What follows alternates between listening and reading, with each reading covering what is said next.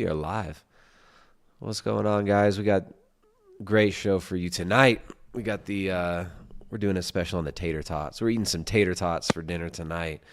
We got Sense Skeptic here, MilkBar TV, and I've been really looking forward to this. These are two guys whose Twitter accounts and YouTubes have been a wealth of information concerning the mysterious, and actually not so mysterious when you get down to it, case of the Tate brothers, Andrew Tate, Tristan Tate, some of the greatest con men of the last few years, which have been full of con men. You know, I mean, it's just the internet, social media has given us so many great lolcows and con men, and really opened up the door for characters like the Tates to harness a lot of attention. So I'd actually maybe get you guys to introduce yourselves. Sense Skeptic, you want to tell people where they can find you, where they can find more of your stuff. There's a link for your YouTube channel in the description. But yeah, can you go ahead and introduce yourself and tell us a little bit about where you're coming from? Sure. The Sense Skeptic is a collective. The biggest forums that we're in are on YouTube and Twitter. That's more than enough time on social media for any of us. Our videos started up in July of 2020, debunking things like Starship and cities on Mars, and then moving into Elon Musk himself to see who's coming up with all this ridiculous nonsense and who's believing it. We've taken on people like Kevin O'Leary and SBF, and the topic of crypto, and rotating space hotels with artificial gravity. And then about a year ago, the Tate brothers came on our radar, and the people that follow us, we just call them skeptics. They're like, hey, you need to do a series on these guys, because not only are they getting more famous, they're a real problem. And the Tate content has just grown from there. So when we started up with a 3-part series called Matrix of Lies, we went right back to the very beginning with the Tate brothers, right back to their childhood, to see when the lies started, and they pretty much started at birth. So they've given us a wealth of information, and we've been very fortunate to have interviews such as this with people like Jason Whitlock. We did an hour-long video with him. We actually got an interview with the 2 lawyers that are defending in the civil case in the UK just after they had their news conference in Romania shut down pretty much by Tate operatives. So they got in touch with us, and they're like, hey, we need to get some information out there. Are you interested? And I'm like, yeah, we will do that for you. That's not a problem. So, from Canada, we're interviewing UK lawyers in Romania to help them get information out about these American-bred Romanian immigrants. So. Fantastic. And again, there's a link in the description for Sense Skeptic's YouTube channel, and also make sure to follow him on Twitter. I was lucky enough to share a Twitter space. Well, I was unfortunate enough to share a Twitter space with Sense. It was hosted by Mario Naufal. It was one of the biggest. I used one of the biggest space hosters on X now, but yeah, that was a total clown show, and but I was lucky enough to share the stage, or whatever you want to call it, with our friend Common Sense here, and he really held it down. The 2 of us going up against all comers with 250,000 people listening. That was wild. Yeah, and it was just us against like 20 Tate apologists who. I mean, I didn't hear a single argument made by any of them. I even asked Sully, who claims he has, I think it says he has a master's in philosophy or a PhD in philosophy. He didn't seem to know what an argument even was. I mean, he just threw out a string of logical fallacies and insults and thought that would win over his dumb audience. But I guess it kind of demonstrated that, if you're gonna buy the Tate's lies and see these guys as, what Andrew calls examples of masculine excellence, then Sense Skeptic here has some real estate on Mars that he's willing to sell you on behalf of Elon Musk, who he also exposes over on his channel. So, and also we got MilkBar TV here. Nathan from MilkBar TV, he's got a YouTube channel as well. It's linked in the description. How did you get involved in all this, and where can people find some of your work, MilkBar? Yeah, I got my YouTube. I'm mainly on X or Twitter. My YouTube's kind of I just got Andrew Tate stuff, but I started producing content during COVID. I'm Australian, so we got hit pretty bad with vaccine mandates and lockdowns and the COVID tyranny. So I started making videos addressing that, and then I kind of touch on different subjects here and there, and so literally I kind of just was, just putting my toe in the dipping my toe in the water with Andrew Tate after he did the Tucker Carlson interview. I could tell that he lied about some things, so I did a video just kind of exposing him, and that video just went crazy viral. And so that was kind of my introduction to a lot of the Team Matrix people and a lot of people who'd been spending a lot of time and working really hard to kind of expose him and get the truth about, especially the criminal trial and the kind of criminal aspects of what was going on. Because I mean, Tate at that point had kind of just dominated the landscape, and it kind of crafted a narrative about everything, including what he was charged with. So there was a group of people that had been doing amazing work that they were the ones that got the indictment from Romania and translated it. And so I got a kind of crash course in what was going on with Tate after that one video. And since then I've kind of continued to make more and more content and get to know more and more people. I mean, it's a rabbit hole really, where you think you got a handle on what's going on, and then you realize there's a whole lot more. So yeah, Well, it's never ending lies coming from the Tates. But I mean, Tate, of course, is an expert. He'll tell you he's the most intelligent. He's the most intelligent man in the world ever that has ever existed. The most intelligent, the most handsome, the best chin, the greatest physiognomy, the straightest teeth. He is the absolute. He's a trillionaire. He's a trillionaire. I mean, we're talking about a trillionaire at the level of James Bond, who is irresistible to all women. He'll even tell you. And also his dad. I mean, his dad basically ran the CIA. His dad started the CIA. His dad's Sidney Gottlieb. His dad ran the MK Ultra experiments. His dad, he is the guy. I'm being facetious. It's more fun to tell people that than tell your dad that he was a unemployed alcoholic that got kicked out of the Army, right, or Air Force. He was a janitor. Well, he was only a janitor because he was a janitor.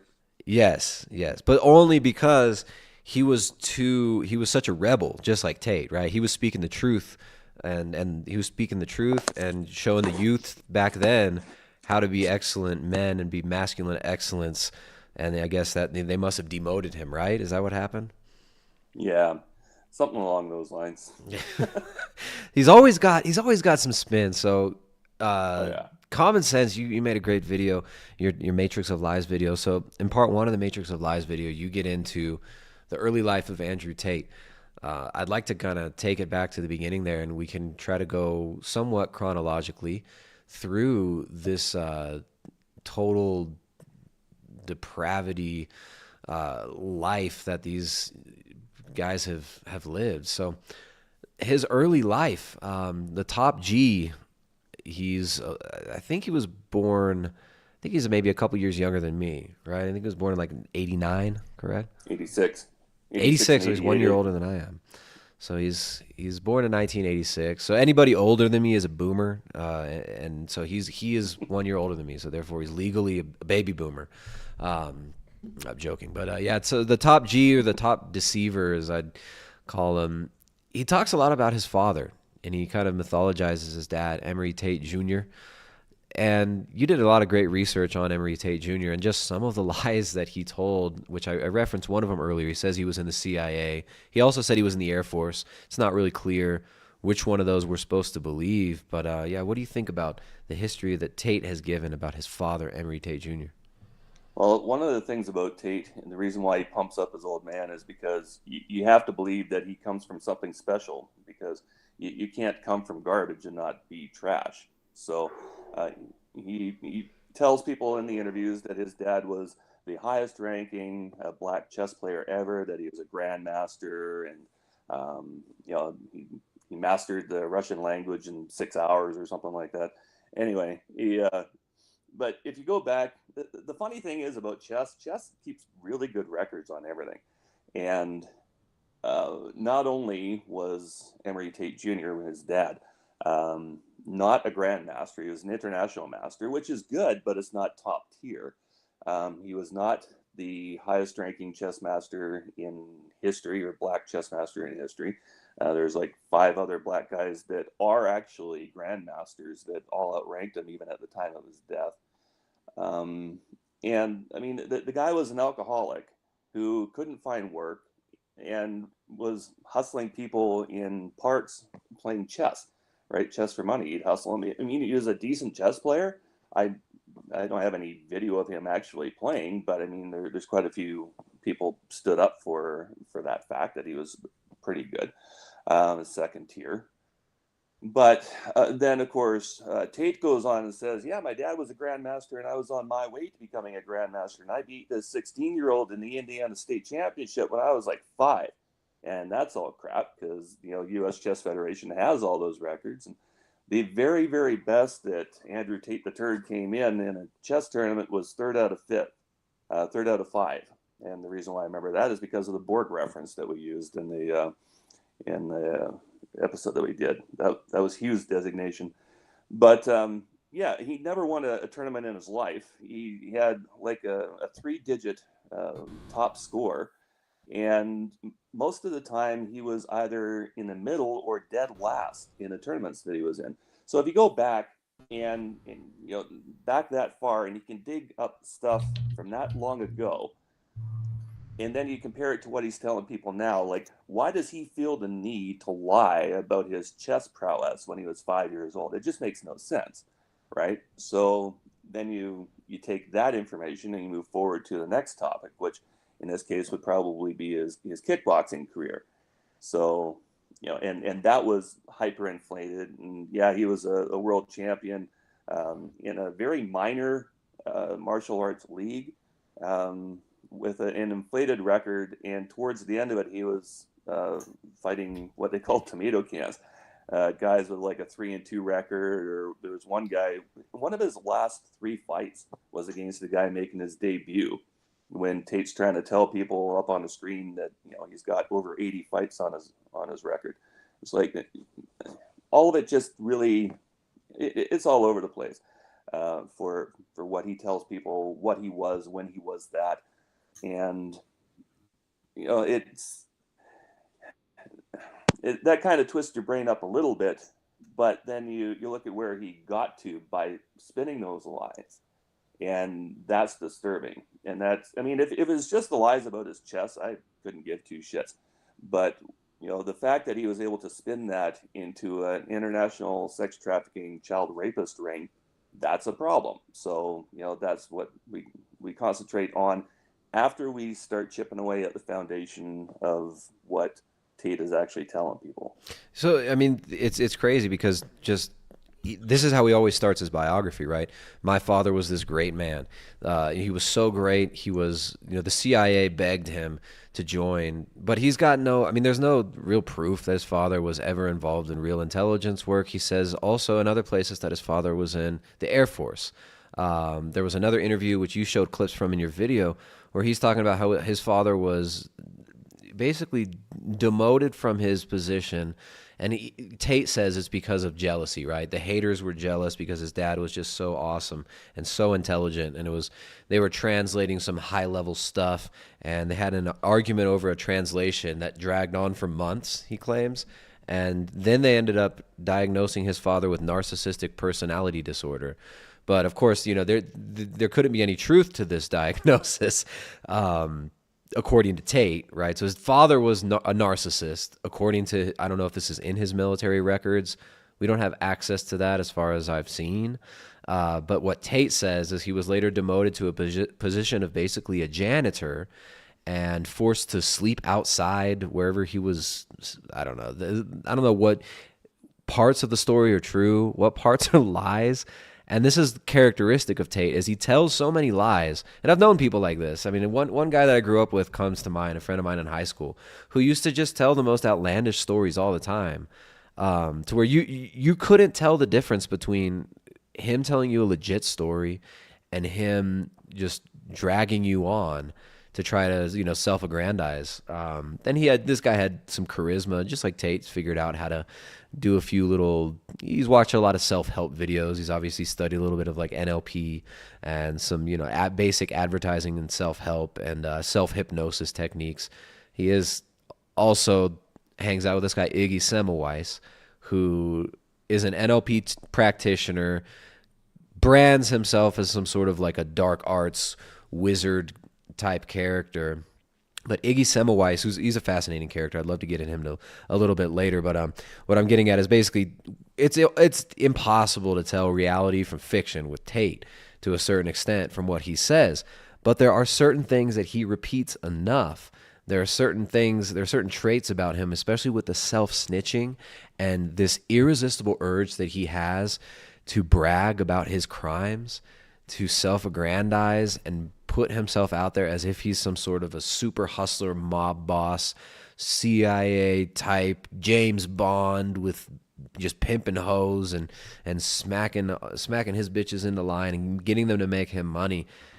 He has self-snitched and basically left a huge breadcrumb trail for anybody who wishes to prosecute him for crimes in multiple countries. And this is a record that you've done such a good job at kind of preserving and showing in your videos, as well as MilkBar. I mean, MilkBar, your Twitter page is a great archive of all this stuff. I wish Twitter had a better algorithm for being able to organize and kind of keep some of these resources to where we could pull stuff up quickly. But go ahead. Just on the subject of his dad, you know, he was saying about how much he kind of talks up his dad, and that's the thing. He was an alcoholic who was away from his family for, you know, long stretches of time, and you know, by all accounts of, even according to Andrew Tate, he sounds like a straight up dirtbag. But I think that's why it's important to realize when we're talking about that early childhood and the kind of origins of Andrew and Tristan, where they get a lot of this behavior, and especially their attitude to women. I mean, like, I think his father died 2015, I believe. So he was actually on social media. So, I mean, even that, they share that in common, that they love to get on social media and post just outrageous stuff. So this is what Emery Tate Jr., Andrew Tate's father, wrote in 2011. Tell me if just this kind of phrasing and how he speaks sounds familiar. So this is Andrew Tate's dad. The times I struck a woman in passion, I never left a mark. No trace. Hyper control. Super control of the human animal. They love me still.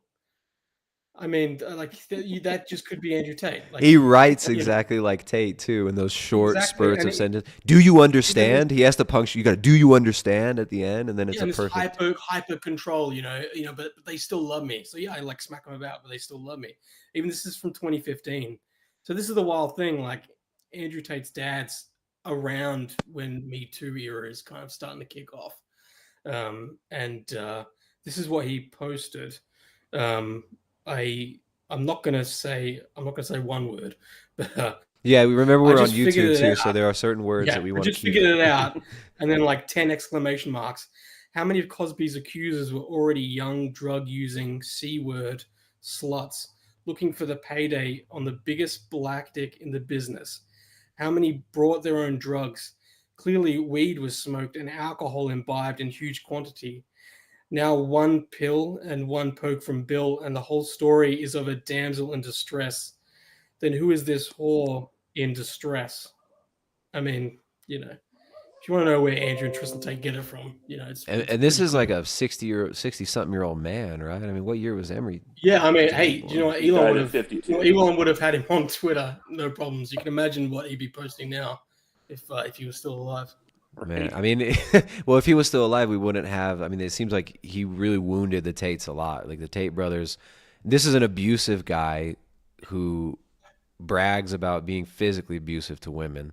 This isn't just like he's he's not down with feminism. He's pushing back against the the toxicity that is feminism, which is destroying families. No, this is a guy who actively destroyed his family, right? Who cheated on their mother, treated her like an object. There's even a tweet that Andrew did. Oh, by the way, that Cosby one that I just read out, Andrew posted a screenshot of that in January. Like, that's how proud he is that his dad was writing that, and that he still stands by what his dad wrote back then.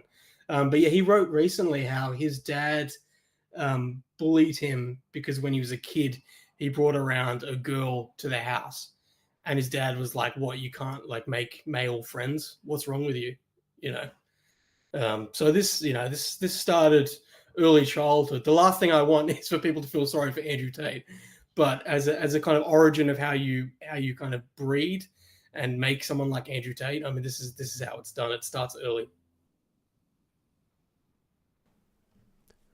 So Tate's treatment of Emery Tate's treatment of the mother, I think that's a really important point too. Now there's a video, and I almost included this in the video I edited about the Tates. It's almost 2 years ago. I think it was beginning of 2023 that I edited this one. There's a clip of Tristan Tate talking about the father cheating. Do you remember this one, MilkBar?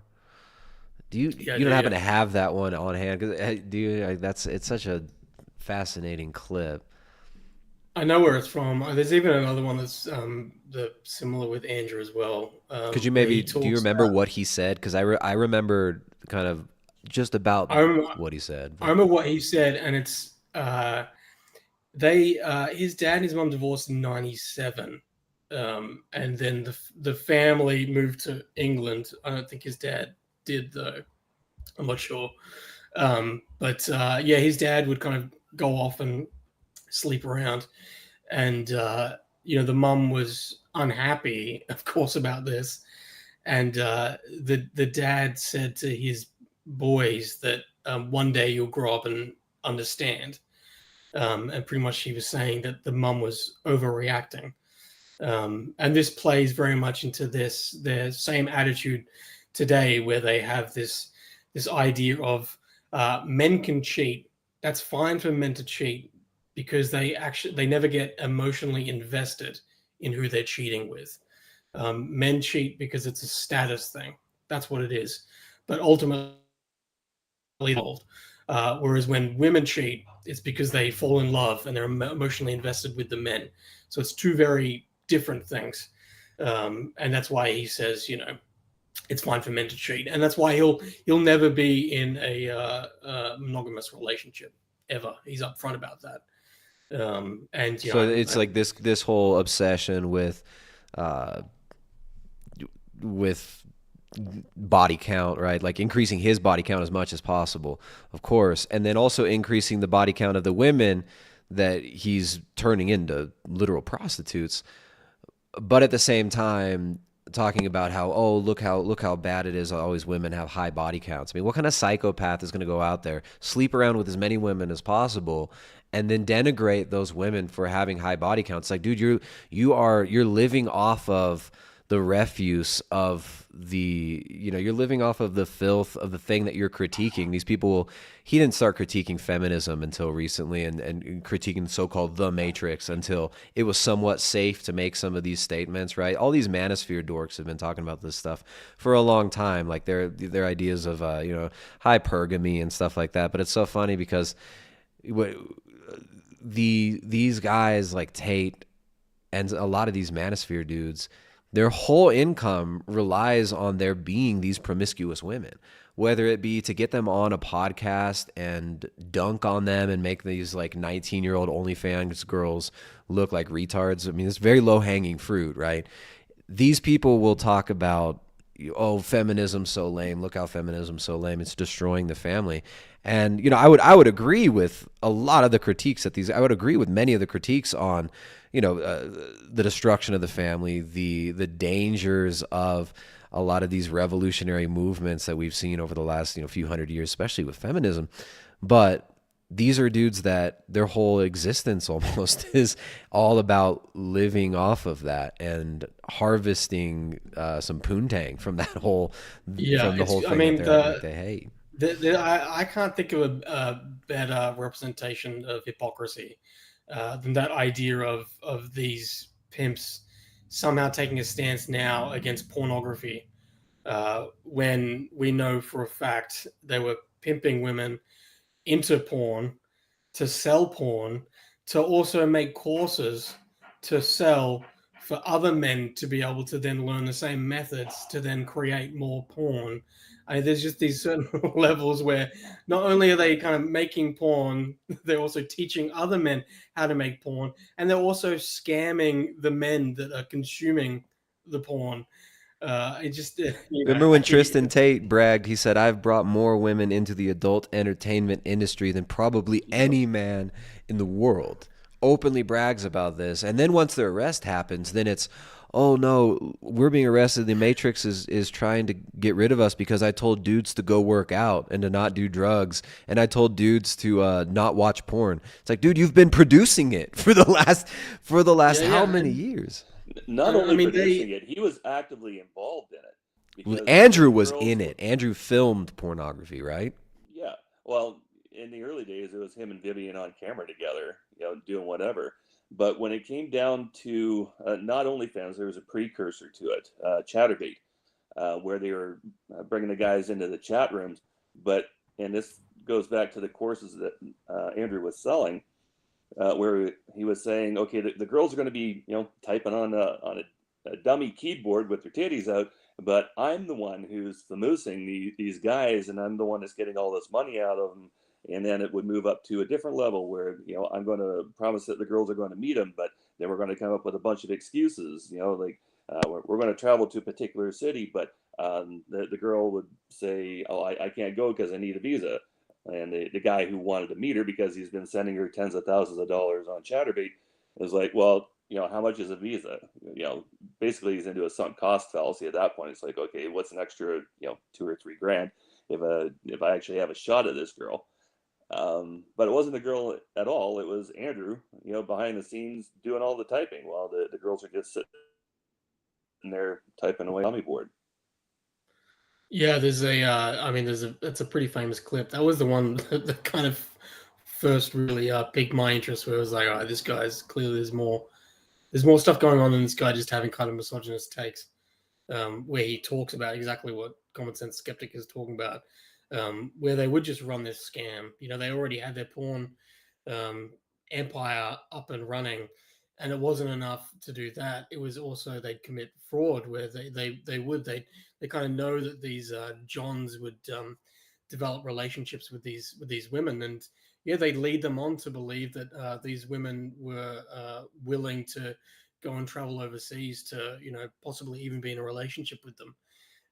And just like Common Sense Skeptic was saying, they lead them along and just get them to pay more and more. Where he even talks about it, they'd go and take a photo outside of the embassy, saying, "Look, we're gonna go get the visa," blah blah, and they lead them on, and then we'll get to that point where they would say like, "Oh, for whatever reason, the visas dropped through," blah blah, and they keep asking for more and more and more money, and it got to the place where the John would kind of get angry and get upset. And so then they'd say, as these women, they're like, "I'm scared now. I'm scared that you're reacting this way. You're calling me a liar. Now I don't want to go see you. I was going to get on this plane and go see you. Now I don't feel safe." And this is a man typing to another man the whole time, and Tate the whole time, some guy in America, some fat guy in his basement, and when Tate was asked about this on the podcast, he was like, "Do you feel bad about it?" And he's like, "Fuck no." He's like, "Why would I feel bad?" Ha ha ha ha. Yeah. So this isn't just the regular kind of webcam. He says like I think $1 million. He got out of some people. Elon Muskrat in the chat says, but now, if you hear him, they didn't make that much money on webcam. They only made like a couple $100,000 on webcam. That's in one of the interviews that he just did on the Romanian TV. We're still working on that episode. So I much like this truth. comment in the chat. Elon Muskrat says Tate is a certified gypsy scammer. Yeah, he moved to Romania, but he was already a gypsy scammer even before he got to Romania. I mean, a lot of this was when he was in the UK, right? Oh yeah, yeah. It all started up in the UK, and that's of course why he's facing criminal charges in the UK now after he's done with the Romanian case, because the girls back in the UK are seeing the justice that is being served them in Romania, and are coming out now because they feel they have a much better chance at actually seeing some justice from the UK authorities, because back when they originally reported these various instances, the girls are basically told, oh, if you don't have like solid this and that, and if you don't have photos, you don't have medical kits, and all this kind of stuff, then it's like a one chance in 100. So we'll look into it, but we're probably not going to do anything, right?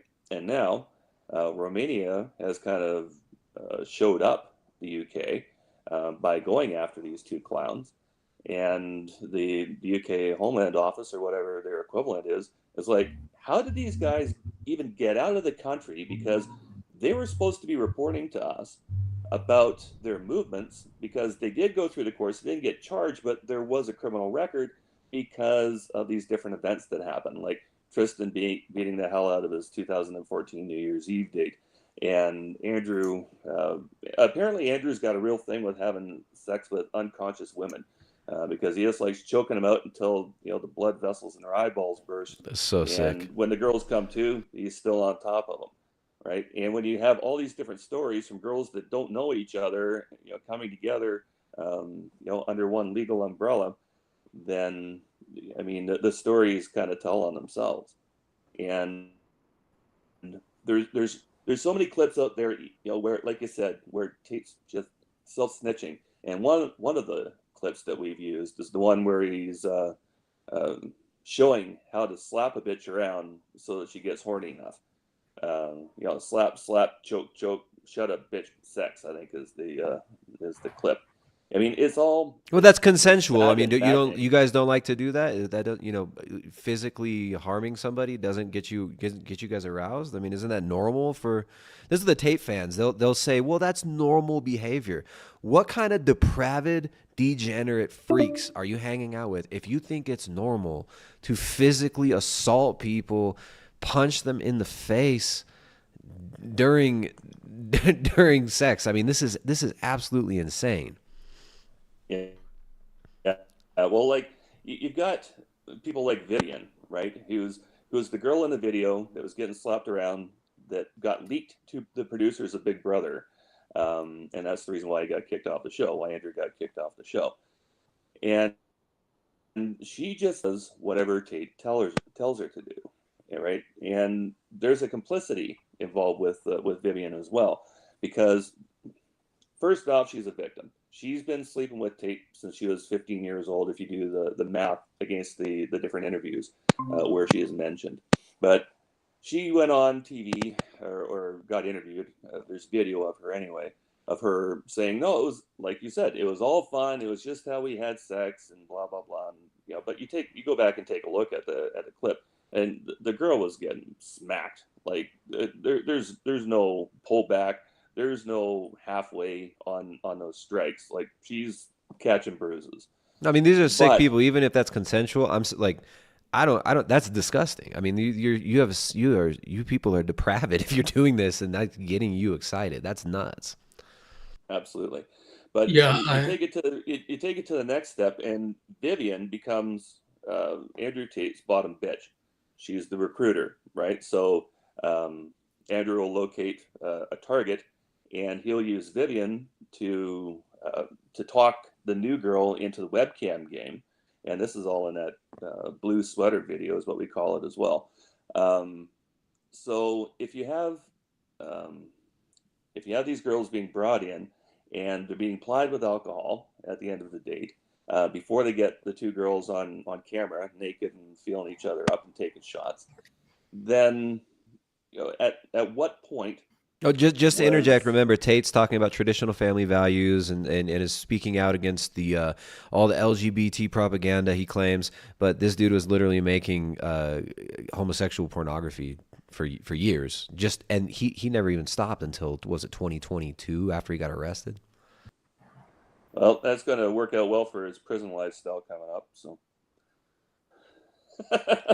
Yeah, but the the point that I was trying to get to there is that Vivian, at some point, crossed over from being a victim to being a rapist, because if she's the one plying the girls with alcohol to get them into bed, and she's having sex with them, and the girls are under a particular age, especially.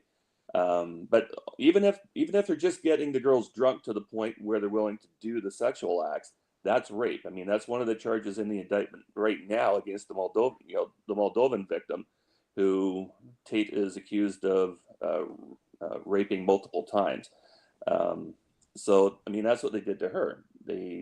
Some of his bottom bitches got, well, actually, sorry, the bottom bitches are Gio and Lou. Those aren't the girls that were in the room in the hotel with this particular girl and Andrew.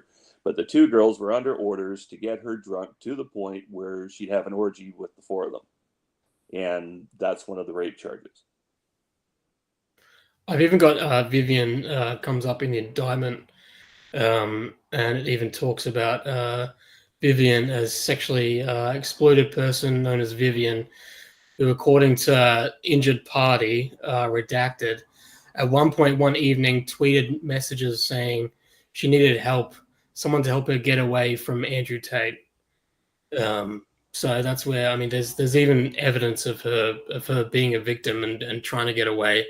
And she was also again, people always bring up the video after the Big Brother one with him beating her, where she said it was consensual, and that it's her ex-boyfriend. But she was also made to make a video after they were arrested.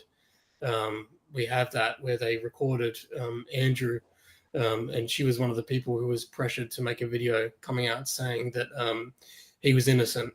So I mean, you And combine the that with the text fact that you know messages, that there was he was. WhatsApp messages that showed Andrew giving specific instructions for the content within the video, and he basically gave them an outline of exactly what they need to say in the video. Yeah. Yeah. So we already know that we can prove that he did that in 2022 or 2020. It would have been 2022. So there's no reason that I wouldn't believe that after the Big Brother incident happened that he would have done the same thing to this woman that he's groomed since she was 15.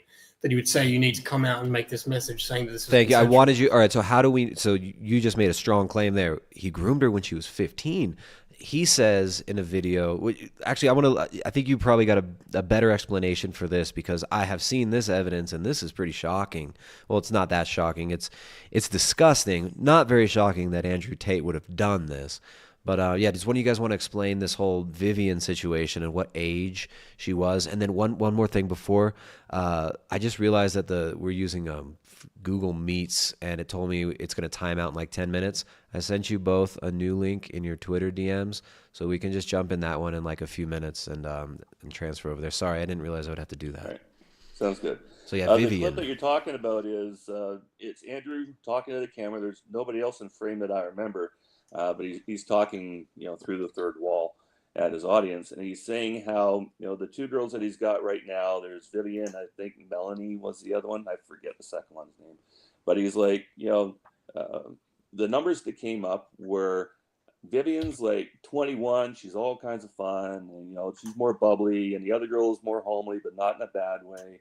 And Vivian's like my main girl, and she's in love with me, and she wants to have kids with me, and whatever.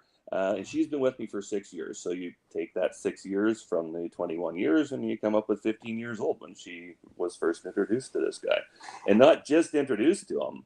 He's talking about how far back that association in the industry goes.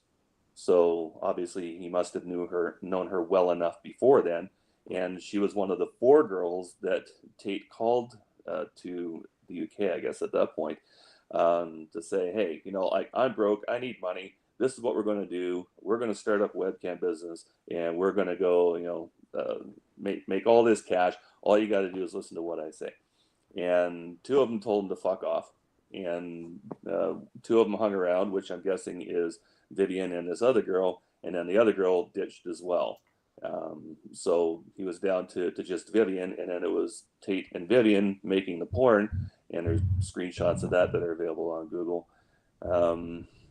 But yeah, she goes back a long, long way. And now, if you Google her and you Google Abigail Tyson, what you'll find out is that the two of them are making lesbian porn together. And these are, Abigail Tyson is the mother to Tristan Tate's daughter.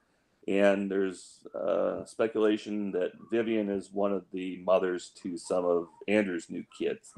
So, wait, so that they're currently making pornography together, those two? Yep. This is Andrew Tate's a family man. He's a Muslim.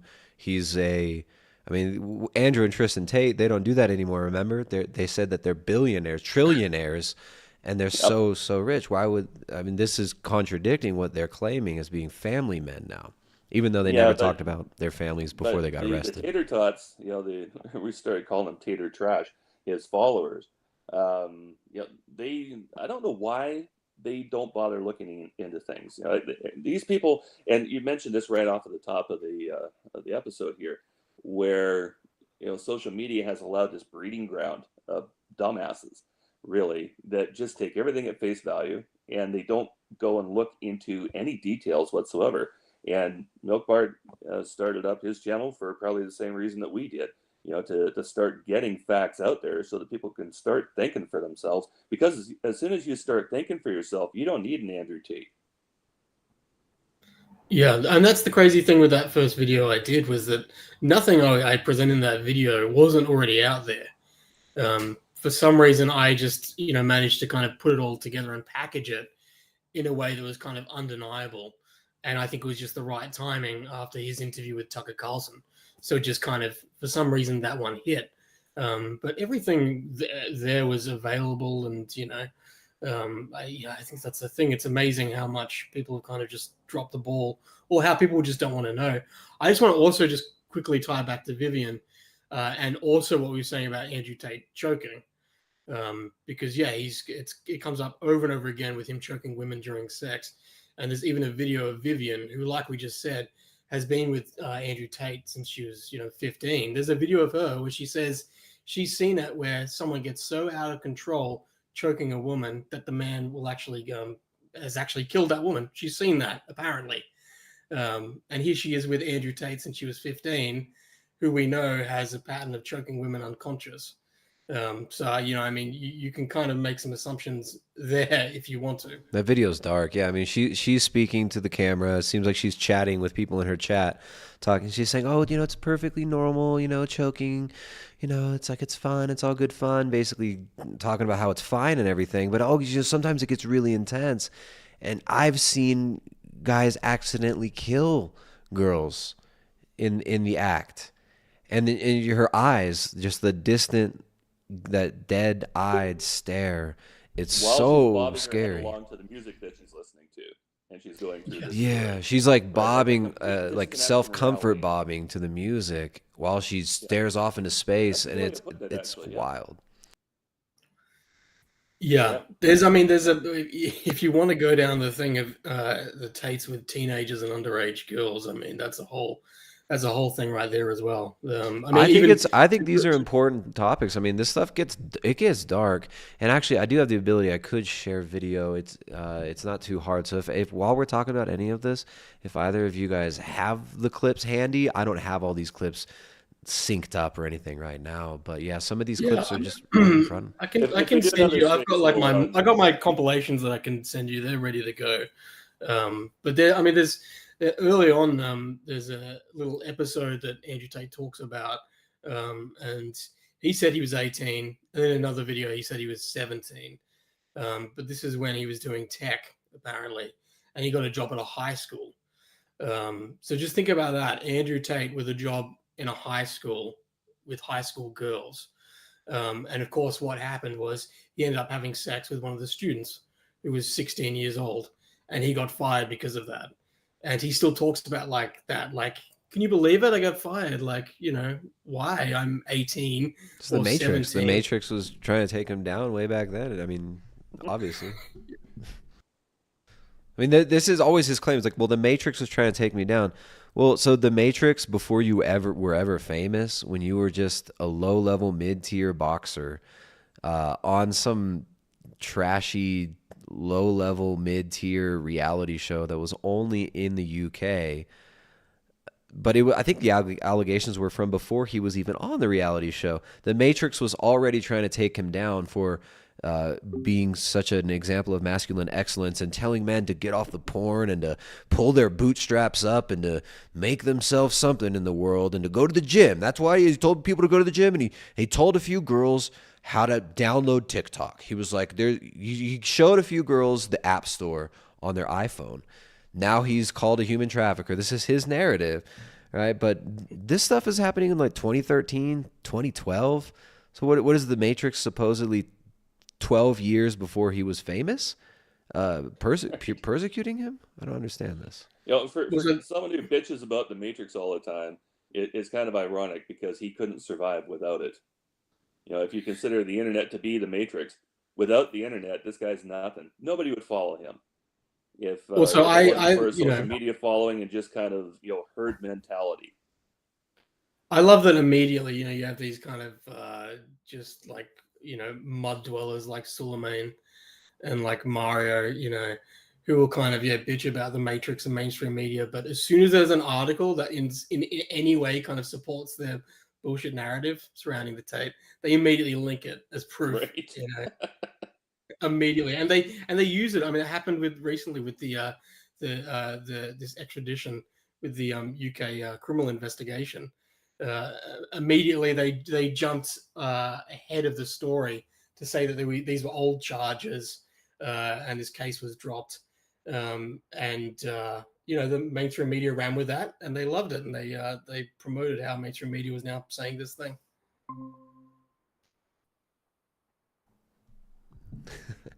Yeah, let me here. I'm starting a new meeting here. I'm not sure if we're getting kicked out of this one. Yeah, call's about to end, it says. Here we go. Let me jump on that. Yeah, I'll send you actually the link I first sent you. That one timed out. I'm sending you a new one right now on Twitter DM. Is that okay? Is that on your? Yeah, no worries. I got you. So you got the link. Let me send it over to Common Sense Skeptic. So the lies stacked on top of lies. Lies, and lies. And it's essentially just a freaking labyrinth of lies with these dudes. Here we go.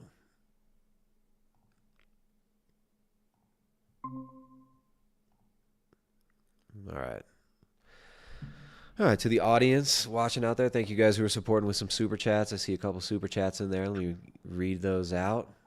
Just fix my window here. We'll wait for Common Sense Skeptic should be back in a minute. I'll send you 8 on 16-year-old girls. Yeah, I actually have not seen that one. I have seen him talking about how, 16-year-old girls are way more attractive, and if you're really rich, basically really rich people do it, and that's cool. And he's on a podcast, and he's like, yeah, well, in some countries, the what is it, the age of consent, some countries it's 15. I mean, it's funny because a lot of these manosphere guys, they'll promote this kind of like passport bro stuff where it's like, go to Thailand, go to these other countries. Basically it's sex tourism. It's disgusting.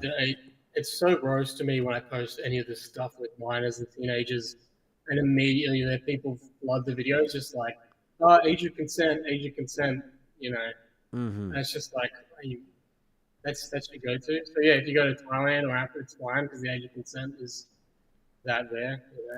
I mean, it's like this relativism where it's like, morality. It's like, hey, well, murder is legal in this country, right? I mean, it's like, well, I mean, Tate's conversion to Islam, of course. I mean, this does kind of line up with his worldview as well, because, well, we're on YouTube right now, but it's, yeah, we got Aisha. Was 9 years old when Tate's supposed prophet, defiled her. So yeah, the Muslim world really latched onto Tate, quite enjoyed his conversion, but as you can see, he's still doing stuff that's haram by their standards, right? Producing lesbian pornography with Vivian and then the mother of Tristan's children. This is like, I didn't know that detail. That is so wild to me, and so Right. just I sent you the video in the characteristic these guys. DM on Twitter. I don't know if it'll. Yeah, let's see. It looks like it's good, but yeah, he mentions the Islam thing specifically in this one, in reference to being 15, 16-year-old women. Let's see if I can. It's like, fuck off. Actually, all right, here. How do I? All right, common sense is back. Hey, what I missed? Well, we decided that you're out, man. You're voted off the island. You took too long. We were like, this guy just stood us up. Did somebody leak that video where I was smacking that bitch around? Yeah. Well, we realized that you're actually a war room member sent here to intentionally disturb the Matrix's attack on Tate. So we realized Okay, that. so I know who did that. That's Crayons. He just wants my spot. Yeah, we realized you're truly just a plant from Tate. We're actually about to listen to this clip of Tate talking about his escapades with a 16-year-old. I'm going to play it. I'm going to turn off my mic on the. Yep. Mate, you don't pay the fucking petrol bill. Do you know what I mean? It's like, what the fuck would I read for you? If you've got a fit sister who's 16, maybe. Muslims have the best frame on earth. Crazy. I want this. Yeah. And this is my society, and they're coming along telling me they're going to blow this up and take this away from me. No, I want a virgin wife at 16 who's going to obey me. That's what I want. I was working as an IT technician in my former high school, fixing laptops. Okay. Got fired from there for sleeping with the head girl. You know how it is. It's hard out here. How old? I was like 18, Oh, shit. and she was 16. So I was like, what's the problem? And they're like, oh, yeah, but you're a member of staff. Da, da, da, da. So, whatever. So I was contacted by Andrew Tate, the older of the Tate brothers, 3 years ago when I was just 16. I messaged her. She's like, I'm only 16. I was like, give a fuck. Know about me.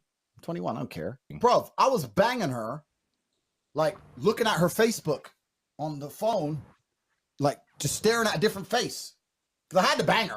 So Vivian's been with me 6 years. That's the clip. So he's been with Vivian for 6 years, right? Because Vivian's younger. Melissa's like 28. Vivian's like 21.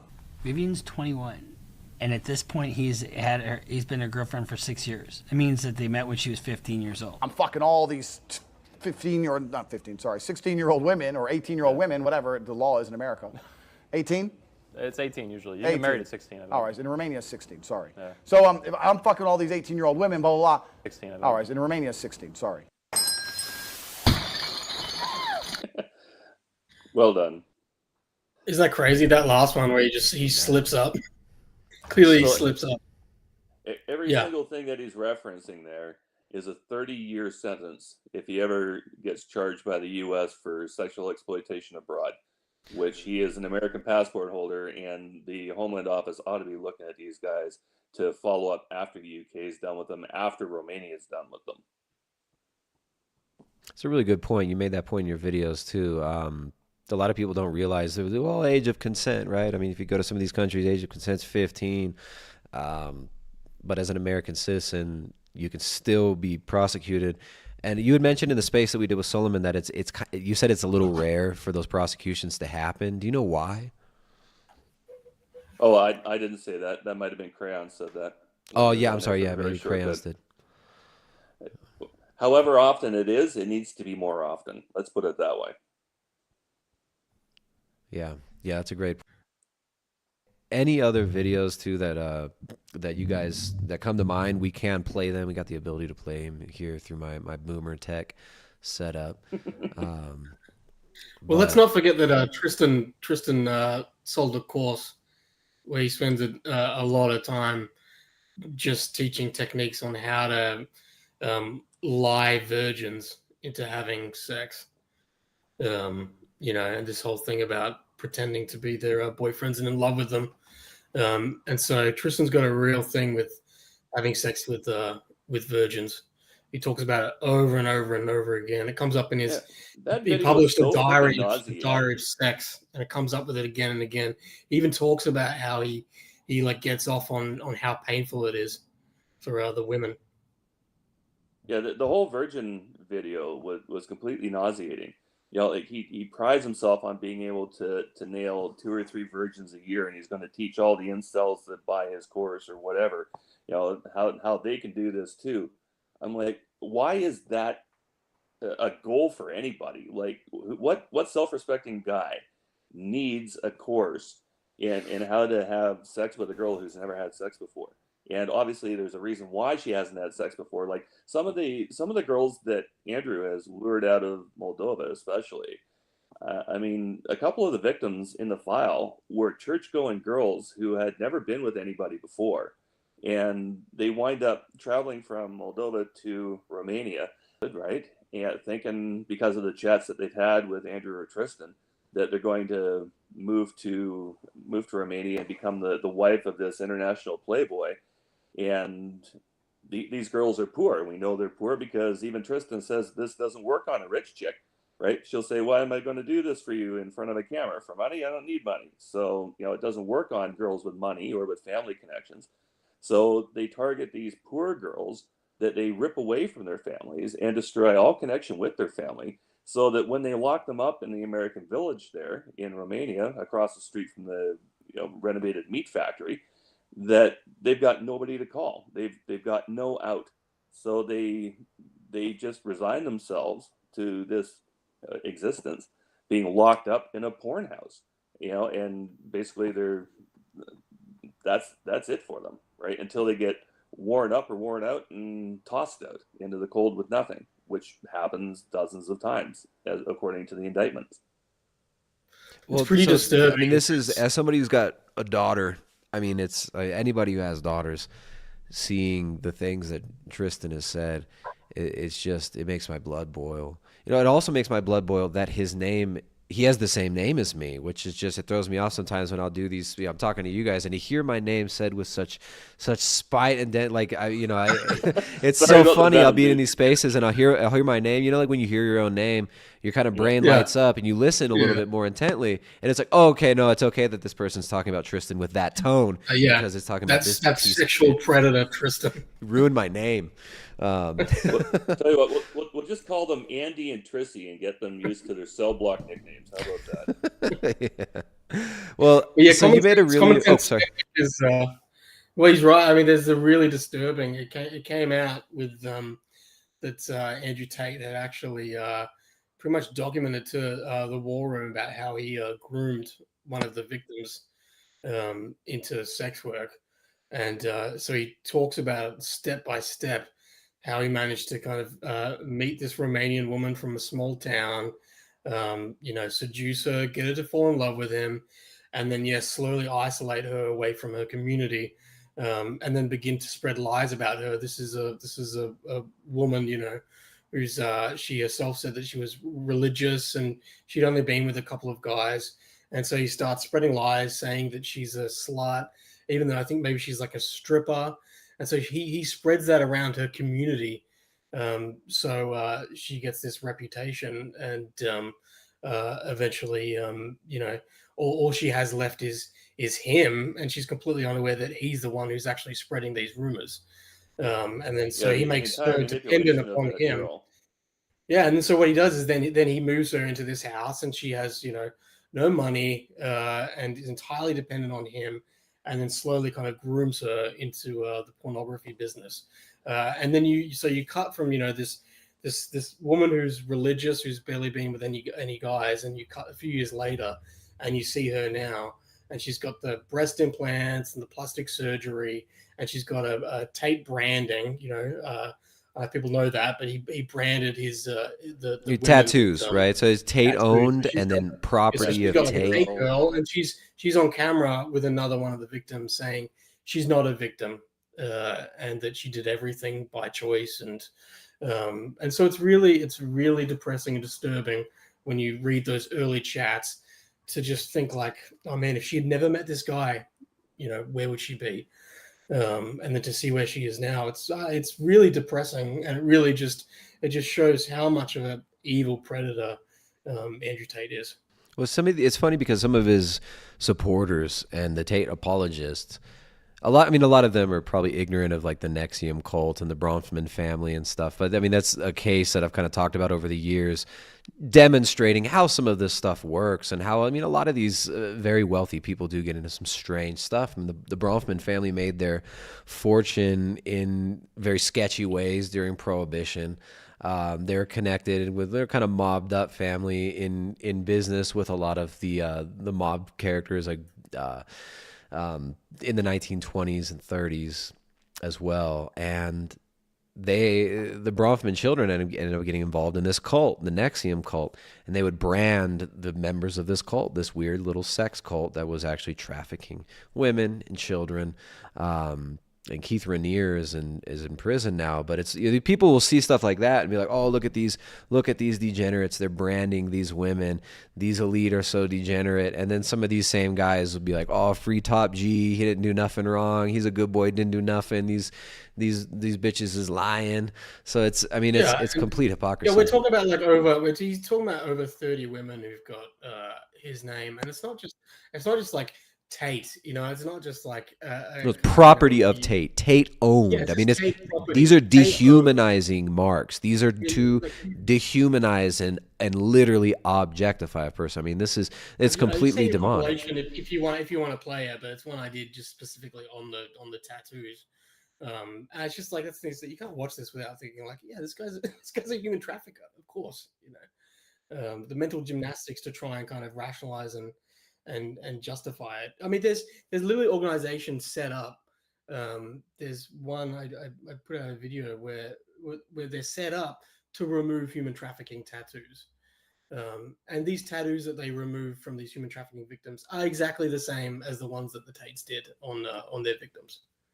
Yeah, but when Tate does it, it's based, it's trad, it's based. It's like it's so cool, it's so awesome. This guy's fighting the Matrix and he's breaking these chicks out of the Matrix. Like, right, this is a mark that shows that they've left the Matrix and that they're now in the real world.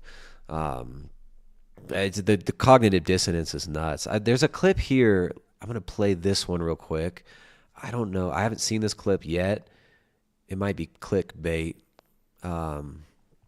All right, let's see what this one. Have you seen this one? That's him. Yeah, that's him with James English. The second interview. You come here porno. Yeah, you come here porno. And by the time he said that, 4 of his friends had got out of the car and they jumped us. Because they knew Americans have come to this shithole country to fuck our women. Why else am I there? Why else would I be in Chisinau, Moldova? It's not for all the beautiful girls. They knew exactly why I was there. I knew why I was there. Everyone understood the... You come here porno. Yeah, you come here porno. And by the time... So they're mad for him coming to their country and getting girls on webcam and making pornography. Well, Tristan brags in one interview about how he went through, what the hell was it, MilkBar? Was it Estonia, Lithuania? It was one of the other girls where he basically had to leave the country because he'd screwed all the virgins in the country, and that's why they wound up in Romania. Yeah. It's funny because they mix in these stupid lies, and then later when they get called out for their crimes, I make ridiculous statements sometimes. I say ridiculous things. It's all a character. It's all just a character. You can't use anything that's on the internet against me.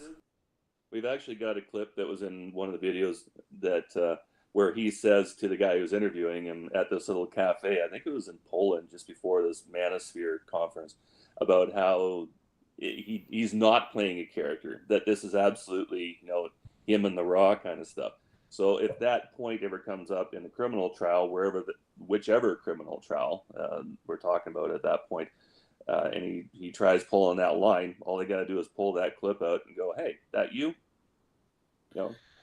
Are you? I wonder being out of character, or what's your excuse here? That's the hilarious thing. The Tates, according to them, and according to Candace Owens and other people that defend them, they are still claiming that none of these videos that they made are part of the case. Which if you've got the indictment, you can clearly see that they quote them verbatim, and continually they use it as evidence against them. When you've watched as many videos as we have, you recognize the wording, right? Immediately. And that's the interesting thing is that, so for them, the Romania is going to show these videos. And so, the Tate's going to have to then come out and say, oh, we were lying. We were playing characters. None of it's real. I love Crayons. Crayons says that he makes that point that, when they're outside of court in Romania, they're playing the characters, they're playing the playboys, pimps, Bugatti, and they're like, oh, it's all lies, blah, blah, there's no victims. But as soon as they step inside of the court and face the judge, there's no jury, it's a judge that's going to make the decision. They'd be like as quiet as church mouses and utterly respectful. And all of this Matrix nonsense, the judge would have no time for it whatsoever. It all goes outside the window. And so they'd be, you'd love to have cameras in there just to really see who they are. Yeah, this is one of those cases that really needs to be televised, or at least streamed on a closed link where international press can have access to it, whatever, where they're redacting what they need to before the information goes out. But otherwise, they just get to keep coming out of the courtroom and spewing their bullshit, and there's no way to refute. Like when they say that they're getting all of their stuff back. Well, the entire Tater Trash universe goes, hey, look at that, they're getting their stuff back. That must mean they're innocent. Also, they didn't even get their stuff back. So that whole period of time, that 2 weeks, where everyone's basically the pigeon on the chessboard, strutting around thinking that they freaking won the world here. In between when they make their case and they have the case decided against them, that 2 weeks, it's just open season on bullshit. So that really needs to change.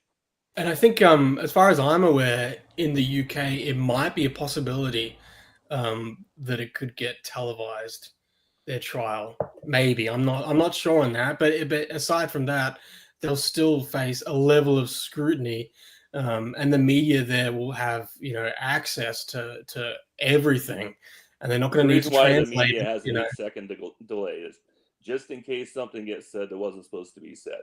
So I think they'd be terrified of getting tried in the UK, because all of this crap they've got with their PR machine, where they can just spin whatever narrative they want, that goes outside the window.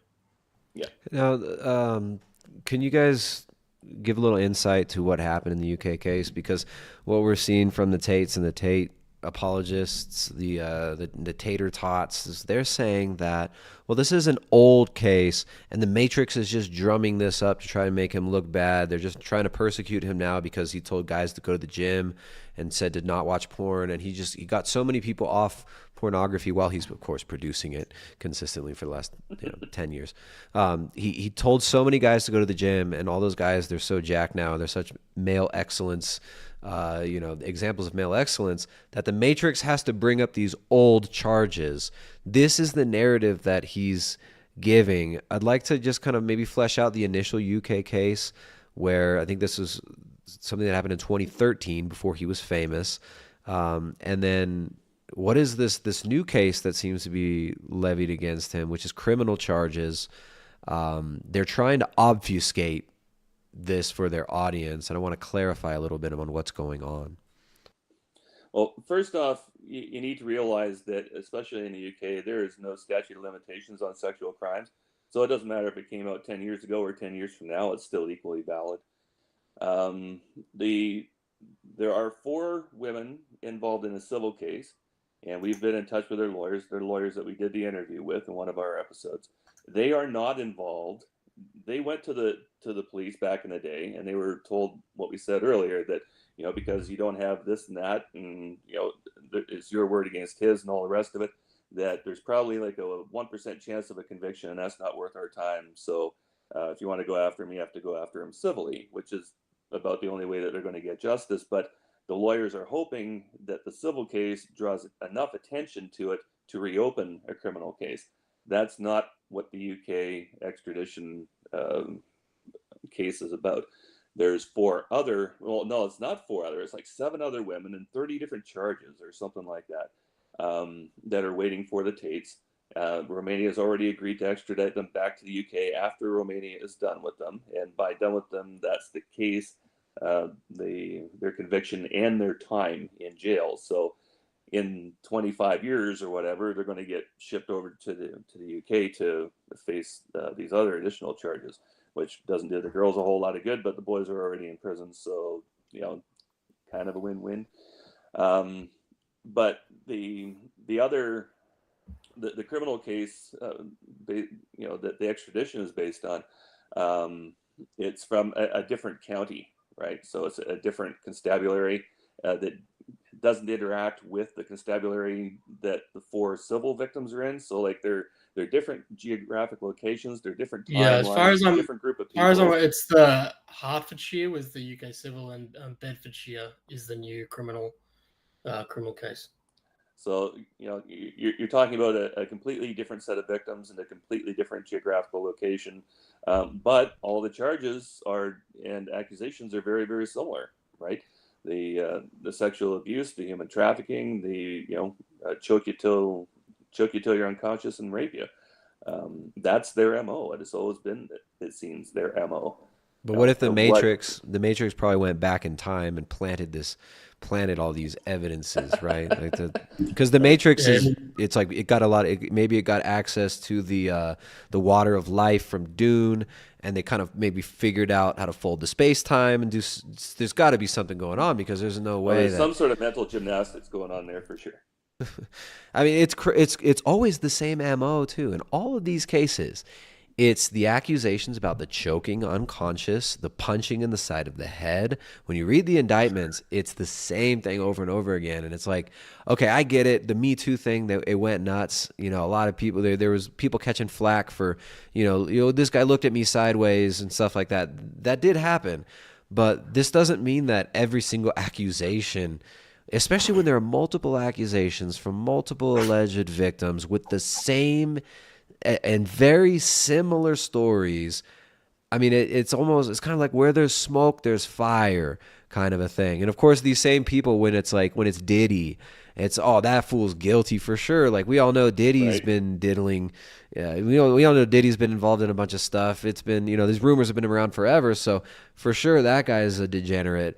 But when it's somebody like Tate, people will defend him. The same people who will be so sure that Diddy's guilty, which I'm pretty sure Diddy. I mean, where there's smoke, there's fire, and there's a lot of smoke with the Diddy situation. Everybody knew about Epstein for years. People were talking about Epstein way before 2017, 2018, when it really got attention. But with Tate, it's like, no, this is just some crazy Me Too stuff. They're so mad because he told guys to make money. He was just telling guys, you should get a job, bro. Pull yourself up by your bootstraps.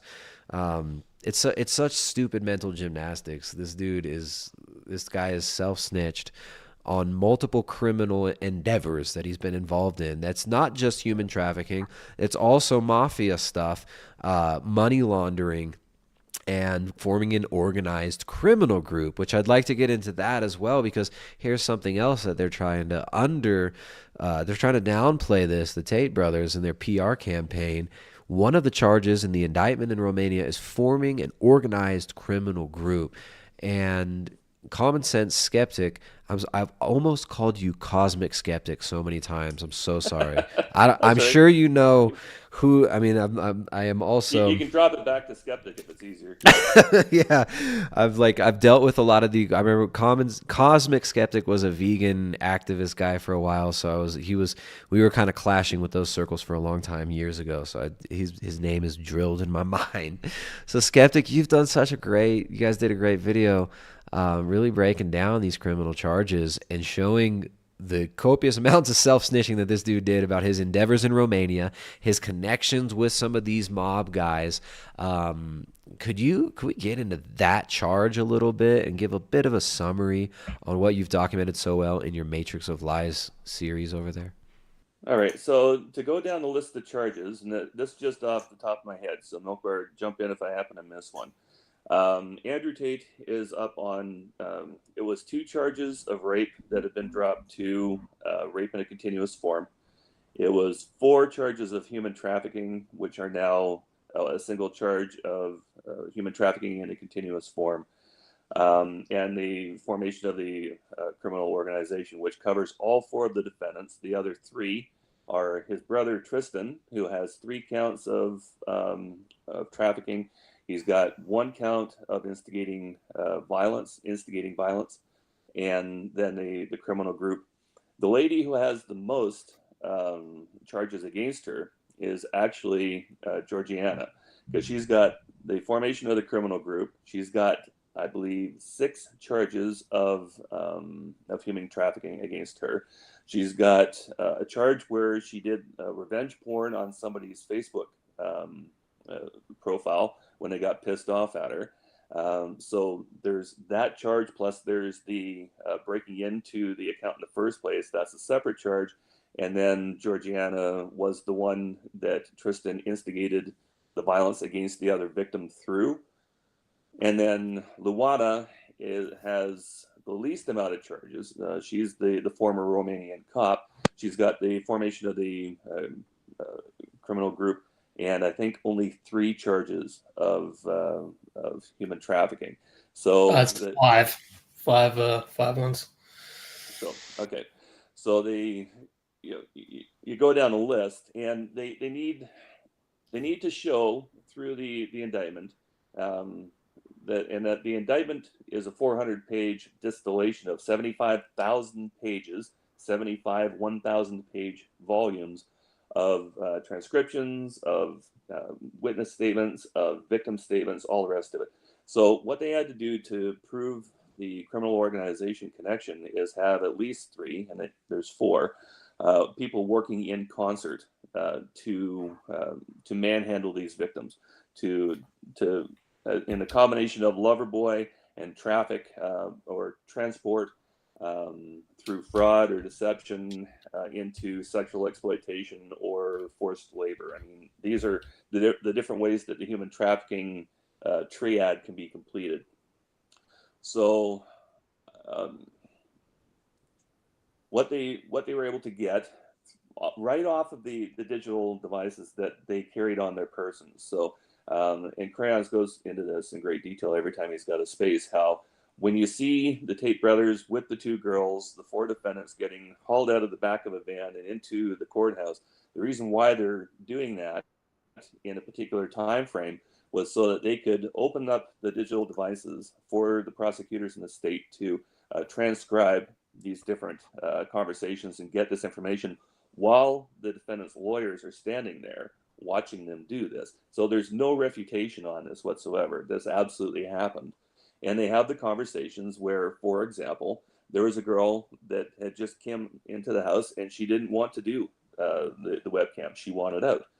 So Tristan instructed Georgiana and Luana to kick her out into the street, and by the street we mean at the end of the dead end street where the compound is, where she would have to walk miles back to town past the local graveyard in bare feet in her underwear, because that's how they kicked her out.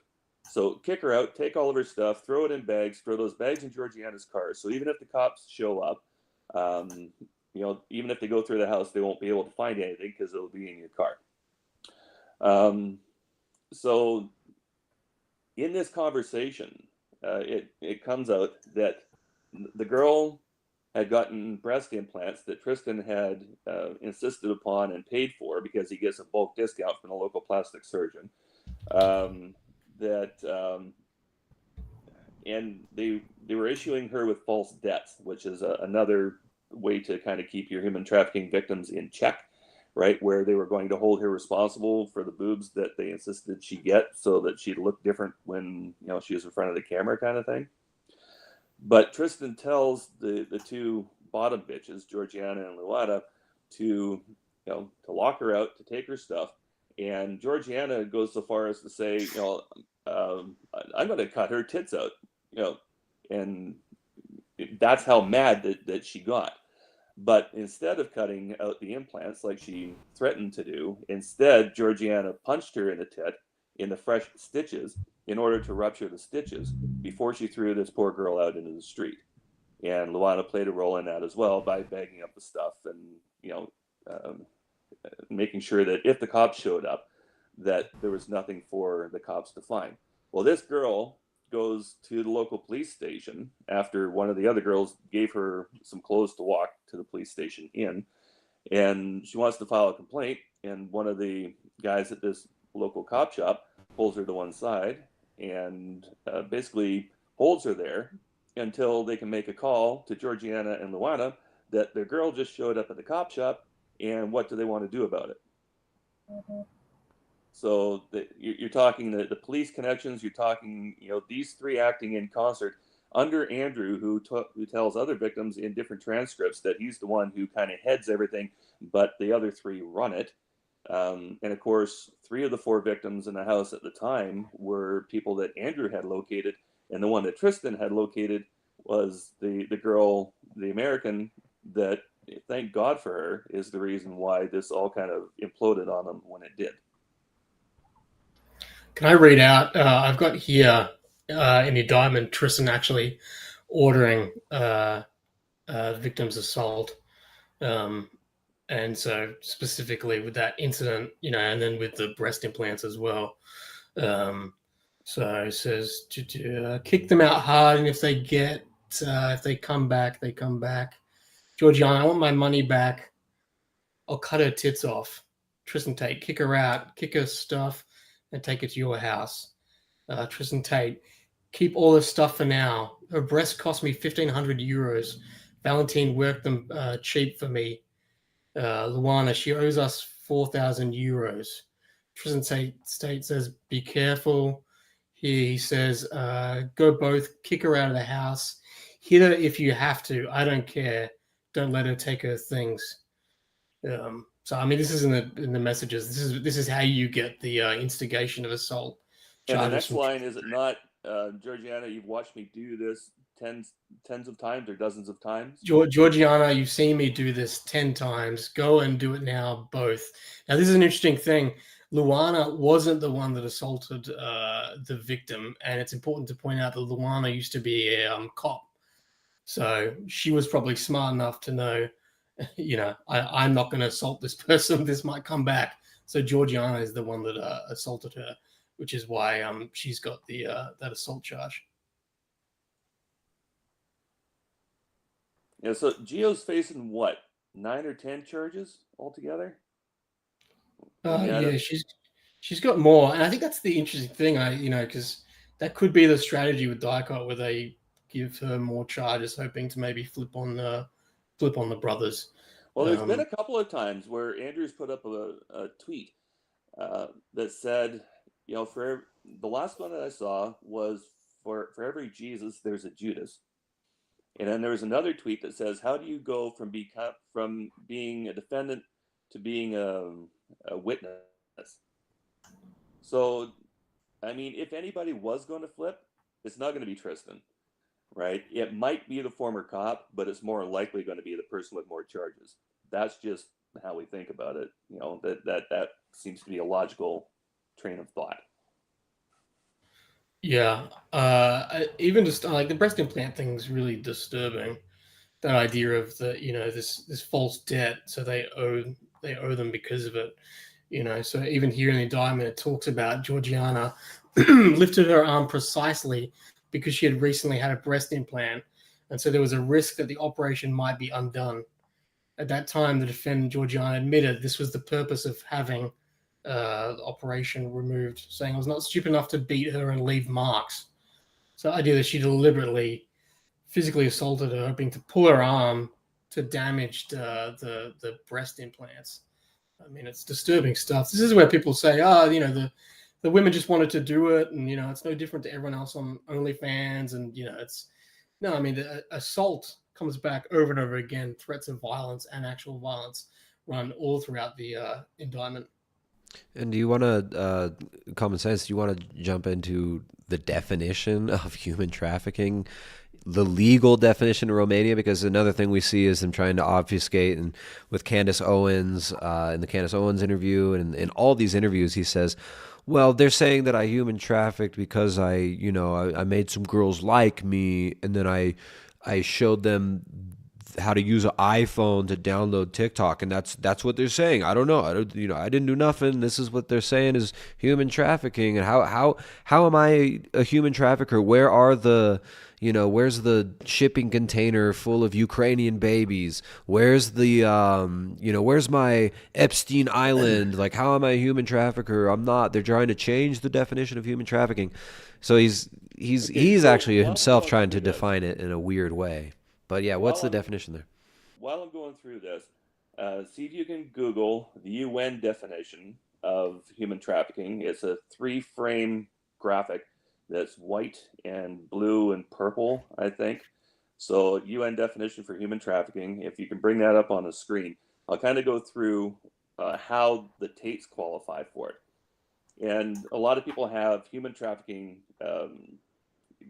kind of mixed up with a definition of kidnapping, right? You don't have to abduct somebody to human traffic them. What the lover boy method is where the lover boy finds a victim, and all of their victims that I'm aware of were located on social media, and most of them through Instagram. There's a couple through other sites as well. But they would locate a victim on, say, Instagram, and they'd strike up a conversation with them like they did with the girl in America. And they'd sweet talk them for a couple of weeks, and then they'd invite them over to Romania and they pay for the airplane ticket. So that's your transport, which is a required thing as well. So they sweet talk these girls, and the girls think that they're going to go to Romania and be either the girlfriend or the wife of one of the brothers, because they both ran the same game. And when they get there, the boys sometimes were the ones that picked them up at the, there you go. Sometimes they were the ones that picked them up at the airport, but most of the times, all of a sudden the guy wasn't available to pick them up, and it was Georgiana that would pick them up at the airport, right? So you have the lover boy is the false impression of feelings, and then they're transporting them to under the guise of deception or fraud to sexually exploit them. That's not quite the right graphic, but you kind of get the idea. There's 3 criteria that need to be met, and if any of those boxes have one line that's lit up, and you can draw a line through it without skipping over a beat, then that's human trafficking. And sometimes it's abduction. Sometimes instead of sexual exploitation, it's literally for harvesting organs is one of the things the UN has on their chart. So when they say that they don't understand what human trafficking is, well, okay, sure, but ignorance of the law is no excuse for breaking it. And I think you're closer to the right page there. So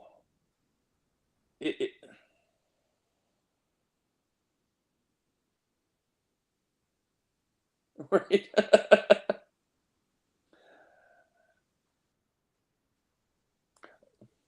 Okay, so do this. Go back to Google. Let's see if we can find this actual frame. Go back to, okay, now instead of all, click images. The third one.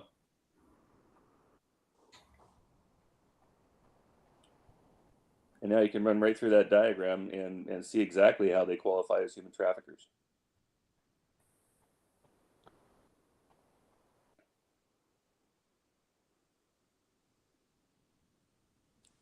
Maybe I didn't realize I was muted there.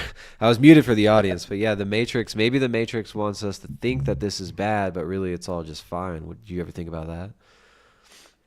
Yeah, the girls that wind up getting beaten up, used, and thrown out, I think they would tend to disagree, and that's why there's so many different cases coming up. Thrown out of the Matrix, you mean? Yeah, they should be so lucky. Let's see if I can get a bigger image. There we go. That's better, There we right? go. So yeah, he recruited them via Instagram. He recruited them via social media. He transported them across the international boundaries and lines, harbored and received them, then used threats, coercion, fraud, deception, abuse. Oh my goodness, all of these things. Abuse of power, Look at all the preying check on marks. vulnerability. Yeah, he pretty much checked every single one of these. Well, maybe let's get to the last one with the intent only of. thing he didn't do was sell their kidneys. Yes, well, see, he didn't even sell their kidneys. How is this human trafficking? They have all their organs, except the one is, doesn't have one of her tetas. He even got 2 extra ones because of the boob jobs. He's giving them free organs. I mean, this is basically philanthropy. So yeah, prostitution, sexual exploitation, forced labor, slavery, servitude. You can't, I guess. Maybe one could almost make an argument that he was kind of using them in a slavery type manner. I mean, this guy. Well, no, these guys you have done. can actually. Once you go through that indictment and you realize who was in charge, and okay, so in the Pornhub house, right, the OnlyFans house, you had the victims that were brought in, and then Luana was kind of like the marketing director for the girls, for their social media accounts and that kind of stuff. And then you had Georgiana, who was kind of like the big bitch in the house. And she's the one who'd lay you a beat down if you didn't make enough money. And they were told exactly how much money they had to make on a daily basis before they were allowed to turn the cameras off. They were told what toys to play with, when to film a shower scene. Everything was laid out for them, for the girls, for what they had to do, right? So if you're talking the slavery and the servitude, it's all definitely outlined in the indictment. Well, it's true, and again, the way that he would steal their earnings, right? So he would also use fraud, and he taught other men how to use fraud. Well, say you're paying taxes, take another 15%, but you're not paying taxes. Don't worry. But women are so stupid, they won't even know. These bitches won't even have any idea what you're really doing. So he taught men how to defraud these OnlyFans girls out of their money. And there's a deeper implication there as well, because the girls signed these tax forms thinking that Tate was paying the income taxes on their behalf, like he said that he was going to do, right? And they think that their take-home pay is now they're free and clear, but tax has not been paid on that money. So there's income tax implications that can go back for everybody that can be proven that worked for Tate, and then from that, Tate says you cannot get a bitch to work for you that you haven't fucked. So that once you track these girls down, if you go backwards through time, this is a former girlfriend, and that's probably somebody that you can ask some questions of and say, hey, we realize that you made a bunch of money that you didn't pay taxes on for Tate. Is there anything you'd like to tell us about that operation? That's a good point. That's a really good point. Can I read? I want to read in reference to the lover boy method. So the active recruiting, and this is important to highlight because people have this idea that somehow the women wanted to get into this. So here's a transcript with one of the victims. Now, previous to this, they'd already been in a relationship and already had been speaking about getting married. And Tate continually talked about this woman being his wife, but then she looked him up and actually saw some of his videos. And so this is what she said to him. She said, I just watched some of your YouTube videos. I think it was a mistake that I didn't watch them before and just listened to everything you told me and believed in them. So I don't mean anything to you. Am I still a girl you had sex with? Am I still just a girl you had sex with? I'm a fool for sleeping with you so early on the first date. But for some reason, I thought it meant more than that. And you're playing with me. Why? He says, I don't know what video you saw. I'm not messing with you. I'm in a meeting. She then said, are you talking about children with other girls? Do you already have kids? Why'd you make me fall in love with you? Why, to hurt me? He says, it's just show business. It's not real. She says, oh yeah, the degree of pimps and whores. He says, you don't listen to me. If you don't listen to me, it means I can't trust you with anything important. So this is the thing, is like she sees him for who he is, and then he continues to lie to her and say, that's not me, that's not what I do. This is even here where she says, I don't want to do video chat, as in webcam. He says, I do not want this, and I will never ask you, so don't worry about it. She says, why didn't you want to see us yesterday, blah, blah. So she's clearly saying, it's like, I will never do webcam, I'll never do porn. And he's saying, I don't want that, and they continue to talk about having kids and getting married. And then he eventually manages to convince her to travel to Romania, where then she's met with one of the bottom bitches. So you can see in the chats clearly this Loverboy method. I mean, it goes into great detail. You can even see them kind of like sex talking throughout the night. There's back and forth for a long amount of time, and she's very clear that she does not want to do pornography, does not want to do webcam, and he explicitly says, I'll never ask that of you. So you can see that Loverboy method played out in detail. And in the videos that charges. In the videos that Skeptic made, you included a lot of the footage from his webcam course, his pimp and hose degree course, right, where he details the progression through this, right? Where he's like, you never mention webcam in the beginning. You have to wait until they're in love with you. You make them fall in love with you. Then you gradually bait them into it. You breadcrumb them in. Yeah. I just want to say, to follow up with MilkBar there, the girl that he's talking about is the girl that Tate is charged with raping twice, because once she got to Romania, he raped her into compliance to get in front of the camera. And had it not been for the American victim, that was the girl that she tried to escape the compound with, but didn't have to because the dicot kicked in the door. So the girl who, that he was just going through the whole scenario there, where the girl's like, what is going on here? What am I signing up for? Do you love me? Do you not? Whatever. Tate told her whatever it frickin' took to get her to Romania, because once she's in Romania, she's his. There's nowhere you can go. If you take a look at that map of where that compound is located, it's one road in, one road out. That's it. You got to cross the swamp to get to the international airport. Other than that, you've got to go through that one road. And I guarantee there's somebody waiting at some hut down that road to catch you if you decide to take a hike.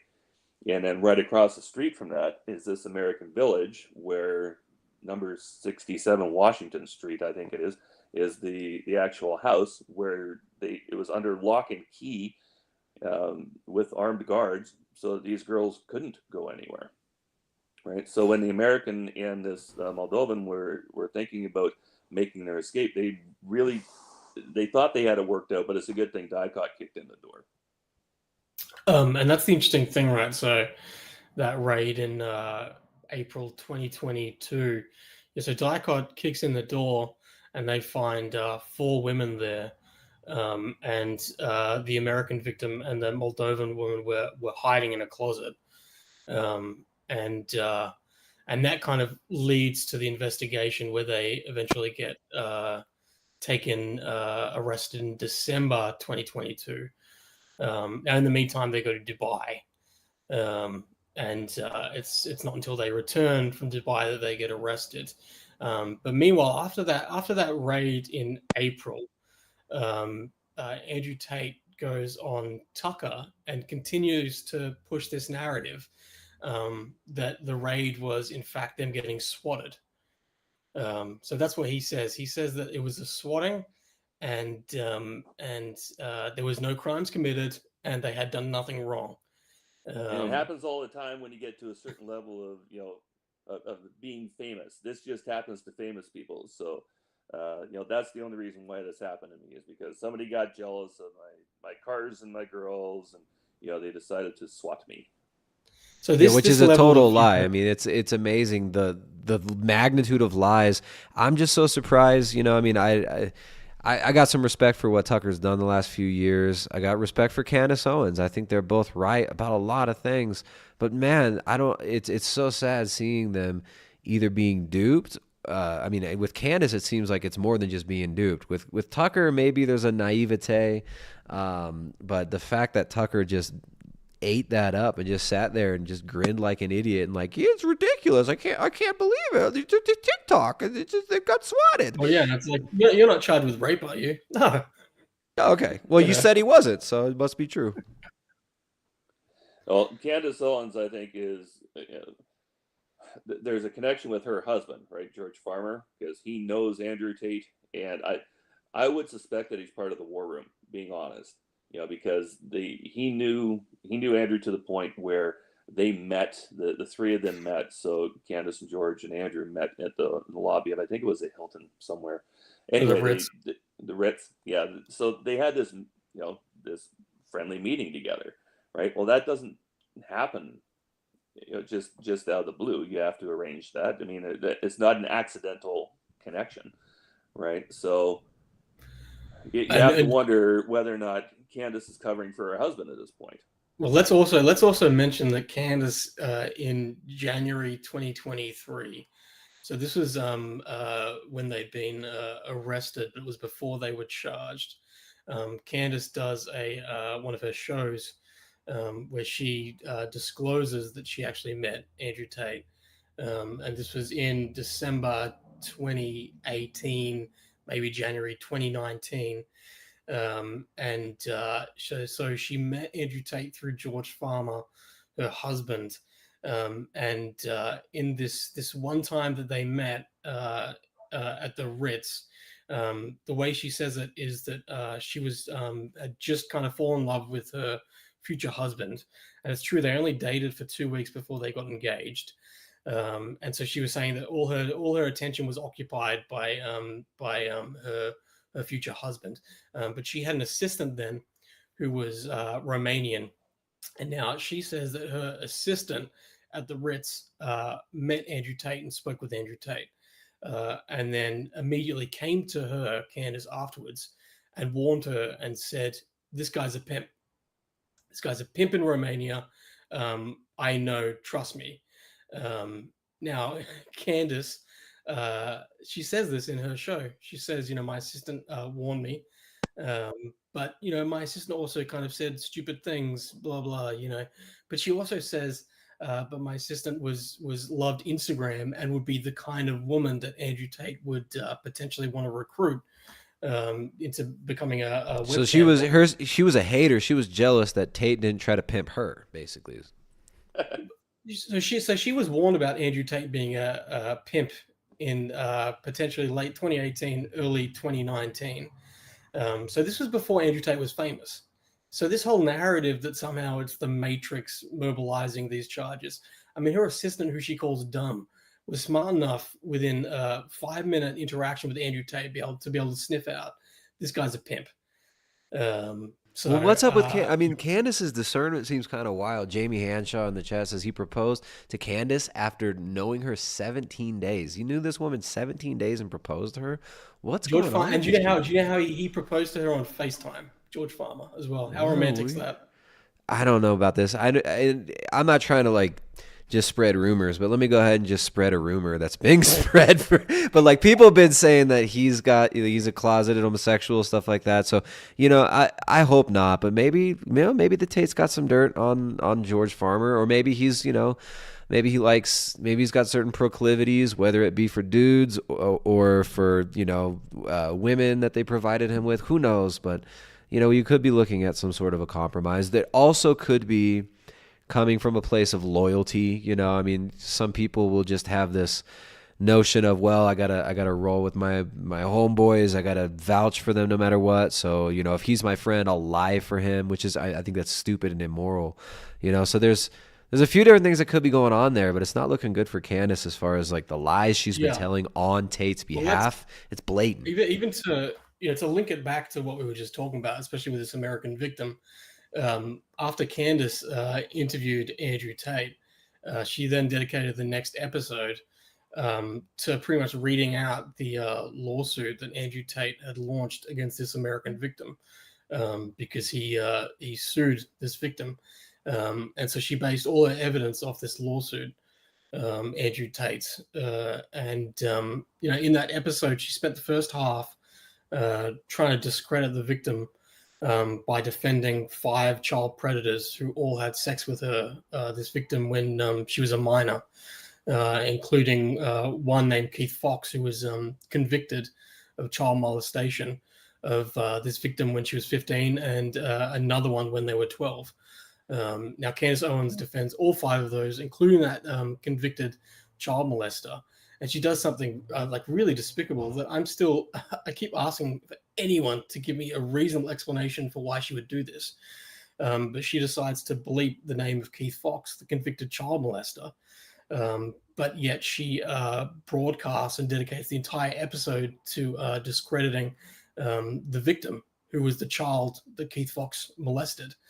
So this is where point of naming her every time. Over and over again, yet she beat Was this the one that Sully didn't Sully travel from the UK to Miami to like harass this woman or something? Yeah. So they doxed her they doxed her and sent people from the Tate camp to go and harass her. I mean this is nuts, because they know how unhinged some of these people are. I mean, to do something like this where you're going to publicly name the victim, that is tampering with the case, that is messing with the case, and it's very threatening. You can imagine from her perspective, a girl that was groomed and raped when she was a child, right? To have these people coming after her, that's scary.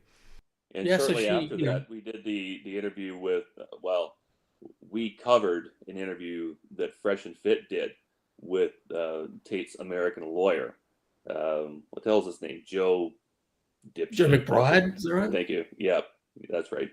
And they go on for an hour and a half, 2 hours, naming this victim and shaming this victim on a different platform, through the American lawyer. And the American lawyer knew at the time that there was a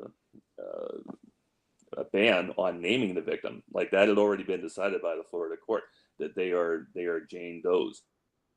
And the males in the case as well, because there are a couple of males that were named. Those are John Does, right? Like, you do not name these people, but Tate's didn't. Their legal representation did. I mean, they should have been on the hook for that too. Like, the Tates, remember the Tates were like, "Who are the victims? Where are the victims? What are the victims' names? What are their names?" So I can tell you their names. I can tell you their phone numbers. I can tell you their birth. I mean, I'm looking at it right. It's right in front of me, and crayons continually will post with the victims with it redacted, and because it's just, you don't need to know their names, but they very much exist. Let's just reiterate for the audience why you guys aren't releasing the names, because you guys you have access to the full indictment, which was released to members of the press in Romania, right? I've not seen the full, it's like 400 something page indictment. Why aren't you just releasing this with the names? I mean, are you covering for the Matrix? Like, what's up with this? Did the Matrix pay you to do that? Yeah, no. The reason why the document is stopped with us is because we were pretty much trusted with it, to only do the redactions, to only give out redacted information. That document's so sensitive. I can tell you Andrew Tate's passport number. I can tell you that what citizenship that Tristan Tate has. I can tell you the serial number and how many different keys there are for every car that got seized. Did they find their other passports? Remember they said they had 7 passports. Did they find those? They took the ones that matter, which are the UK and the American ones, as far as I can remember. But that document, the person who released it, I don't think they were supposed to release it. And, until there's like an absolute, clear highway on that, then that document's not going to go any further. It's one of the reasons why I've kind of put a pin in our it would be part 4, I guess, of the Matrix of Lies series, which was to go through all 400 pages and pick out, all the top bits from every page. But so it's funny for people like us and crayons and MilkBar to hear these people say what they're saying, knowing what we know, knowing what we could actually tell people. Well, and it seems like part of them saying, what are the names? What are the names of the victims? What are the names? It's almost like they're kind of signaling to their people too, like, hey, once you get I those can give you their names, initials. So you've got CBD, you've got IP, you've got BGA, you've got I think it's AGM. Like it's been a while it's been probably a month and a half since I looked at the document, right? But we had to go through the entire thing and replace every name with their initials or nickname. Like there's a girl named Smurf that's part of it. Her first initial is M, but if you can call her by her nickname or her show name, then that's a little bit different than giving her actual name, right? So it kind of breaks up the monotony of the initials a little bit. But I mean, there was Smurf, there was Mercedes, there was a couple other girls who were named, by their performance names on OnlyFans or Pornhub or whatever they're on, right? I forget the feedback there. But yeah, I mean, all the details are in this thing. So knowing what we know, knowing what's facing them in court, it's a lockdown. Like a couple of the videos that you showed there when you first started up. I mean, that whole video with James English, that's one of the volumes. That video has been out for a couple of years. That whole thing is transcribed word for word into the record, into the 75,000 page record, and then the required clips are brought over into the indictment. Remember, and the Tates have said none of this can be used in court. Those are just YouTube videos. I'm playing a character. But in the very beginning of the trial, the judge determined that yes, all of these can be used as evidence, and they will be used as evidence. 351 gigabytes of video is being brought as evidence. Yeah, I did a video last week because Candace Owens doubled down on her incredible reporting surrounding Andrew Tate and their case, and she continued to push this lie that the videos weren't part of the case.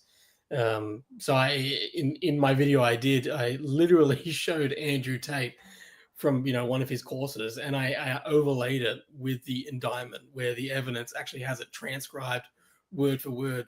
So in this video I did, you can see him talking as I've got over the top the transcribed part of his quotes from the case, where it's just like, look, I mean, the lies are so stupid. I mean, don't these people realize that the lies are going to be exposed as soon as this stuff starts coming out? How are they going to? I don't know how they're going to deal with this. Yeah, but this is the thing. It doesn't matter. Truth doesn't matter. This is the thing, you can tie that back to like the Iggy Semmelweis and all of it. It's that whole thing of this kind of like manifestation. Andrew Tate does not care about the truth whatsoever. The truth is whatever he projects into the world. If he's a trillionaire, I have a video for that. That it becomes the truth. Yeah, That's the problem. So that, I mean, it was clear this week when he continued one of those things where it's like, it's the most transparent lie where he says, I stopped doing OnlyFans 10 years ago. And then immediately it's one of those things where it's such a transparent lie because everyone can just look it up and see that OnlyFans only began 8 years ago. But that does not matter to Andrew Tate. He doesn't care. The truth is what he says, and his fans will follow that. And that's where it's like all of these accounts that exist, everything he says, all of it is all about just trying to continue to have this kind of fan base that he has and to retain it, because that's all he has really. So he has to continue to project innocence, but also project wealth, and project this image of success. Because if his fans bail on him, he has nothing. They're the only ones that are kind of propping up this whole kind of Tate universe that they have. So that's why it doesn't matter how transparently false these lies are, because his fans will eat it up because they're not going to bother to actually look outside of what he's saying to find the truth. The entire Tate income stream comes down to scamming people, and he's basically divided them down the middle into the sexes, right? With the girls, he would lure them to Romania with the lover boy method.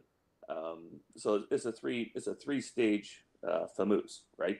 You lure them over, then you isolate them until they start doing TikTok to make a little bit of money. And then when the girls are comfortable in front of a camera, goofing off and being with the other girls, then they get moved over to OnlyFans. So when they hit OnlyFans, that's when the Tates are able to make their biggest money out of them. With the guys, They show their rented cars, driving into their renovated warehouse and all of their trafficked women around them and all the rest of it. And that, for some strange reason, clicks with the minor boys in the world that have no strong male role model. So they're like, hey, look at how these guys live. I want to live like that. How do I live like that? So that's so crazy. It's like, get look, talked I want the Hot Wheels and the Barbies. It's Exactly. so childish. It's no different. So the pyramid scheme, the real world, which of course has been kicked off of the Apple Store and Google Play because it is a pyramid scheme, and thankfully they're having trouble keeping a payment provider, so they can't actually make money off of that easily now. But these boys sign up for this course because they see all these different videos of Tate doing all this different stuff. Like playing around on the yacht that he rented for a week, pretending it was his $100 million yacht. I mean, that's the type of stuff he'll do, right? He'll sit in, a fake private jet and have pictures taken so that people think that he's on a private jet. Well, guess what, Ass? Well, you can't leave Romania, so you're not on a private jet. So what do? Is they lure them into this real world pyramid scheme, which is $50 a month, and they start getting fed all this recycled self-help bullshit. And they see Iggy come up and he hypnotizes them a little bit into thinking that going to the gym and whatnot is going to make them masters of the universe. But that's not quite enough to get to where they want to be. What's the next step? The next step is to sell them the war room, and the war room's $8,000 a year or whatever it is now, right? So again, 3-stage. You're luring them not on emotions like he's doing with the girls. He's luring them through their ego. You lure them into the real world and then sell them the war room. And in that instance, that's when he starts making the most amount of money off of the boys, until they start doing these conferences, and then they're an extra $10,000 for some of the things. Well, you saw that documentary with Matt Shea, right? Where when he had the girls, he brought girls. He's like, yeah, there's some girls here. I don't know where they're from. Yeah, but this little reporter had to step into the ring, the MMA octagon, to prove his loyalty and get the shit beat out of them by actual fighters, trained fighters. And people were paying $5,000 or $10,000 for that wonderful opportunity. Dude, no, it's nuts. Have you seen this whole thing with guys will go to masculinity boot camps and there'll just be some like little bald dude screaming in their face and calling them faggots and telling them that they're useless for like $18,000. It's insane. Yeah, you can join the army for free, dipshit. It's so Have you seen? Did you see? Crayons posted this today. It says Andrew Tate held a director position at the Cannon Run Limited and resigned or was removed 1 week before his arrest. This likely served to protect assets, anticipating an imminent arrest. The business sells exotic cars. Yeah, so this is the thing with like his cars. It's like he doesn't, you can see that with a C's 15 and you can see how many are in his name. But yeah, the Cannon Run Limited seized by Dyke. The company isn't Andrew Tate's. He was listed as a director. Shareholders own it. A handful of cars seized were under his personal name, but not all of them. So this is where he has access to these exotic cars. Well, I guess one could make the argument that like, no, he's just so clever. He set up this shell company, but he really owns it. That's what he tries to imply in this. There's some video where he's smiling. He's got his stupid shit-eating grin, and he's saying, "Yeah, I don't own anything. I don't own anything." He's trying to seem like he's, I'm so smart. I'm such a gangster. I mean, but he's self-snitching there too, even if that was the case. But yeah, this dude, he doesn't have a yacht. He doesn't have private jets. This guy probably didn't even own the Bugatti. The amount of laid out in the indictment as well, right? But his assets all seized, like all the assets, including the cars. Like the number floated out was $4 million for all of the assets that Dicot seized. I mean, he's literally Satoshi Nakamoto. He invented Bitcoin. I mean, he's a trillionaire. He's a Bitcoin trillionaire, apparently. Actually, they seized the Bitcoin wallet, and how much Bitcoin did Andrew Tate have? Wasn't it like 400,000 or something like? I think it was like 4. Yeah. No, that was Tristan had a couple of them, but it was fractional for Andrew. You got that? Nope. Yeah, let me pull it up. There's a little bit of Ethereum. I mean, the biggest transaction money transfer in that indictment, I think, is £4 million, and that's when they moved over from Britain to Romania, if I'm recalling things correctly. So, like, there has been some money involved with these guys, but it's not hundreds of millions, billions, or trillions. I got 440,000 in Bitcoin euros. That was Tristan, though, right? I'm not sure. This is saying, but this might be. This is saying Andrew, but this is. I mean, I'm reading the Sun, so it could even be. It could even be combined, to be honest. Yeah. But yeah, I mean, he said recently that they had the Matrix had seized $75 million worth of cars. It's crazy. It's just crazy that like that's where you realize like, oh, it's children that actually follow these guys. You know, it's like it's Dr. Evil levels of like, you know, they've seized $75 billion. You know, it's so stupid too. This idea of how, I mean, they're pushing the like MTV rap aesthetic. It's early 2000s MTV Cribs aesthetics that they've latched onto. Yeah, Rick Ross and all that stuff.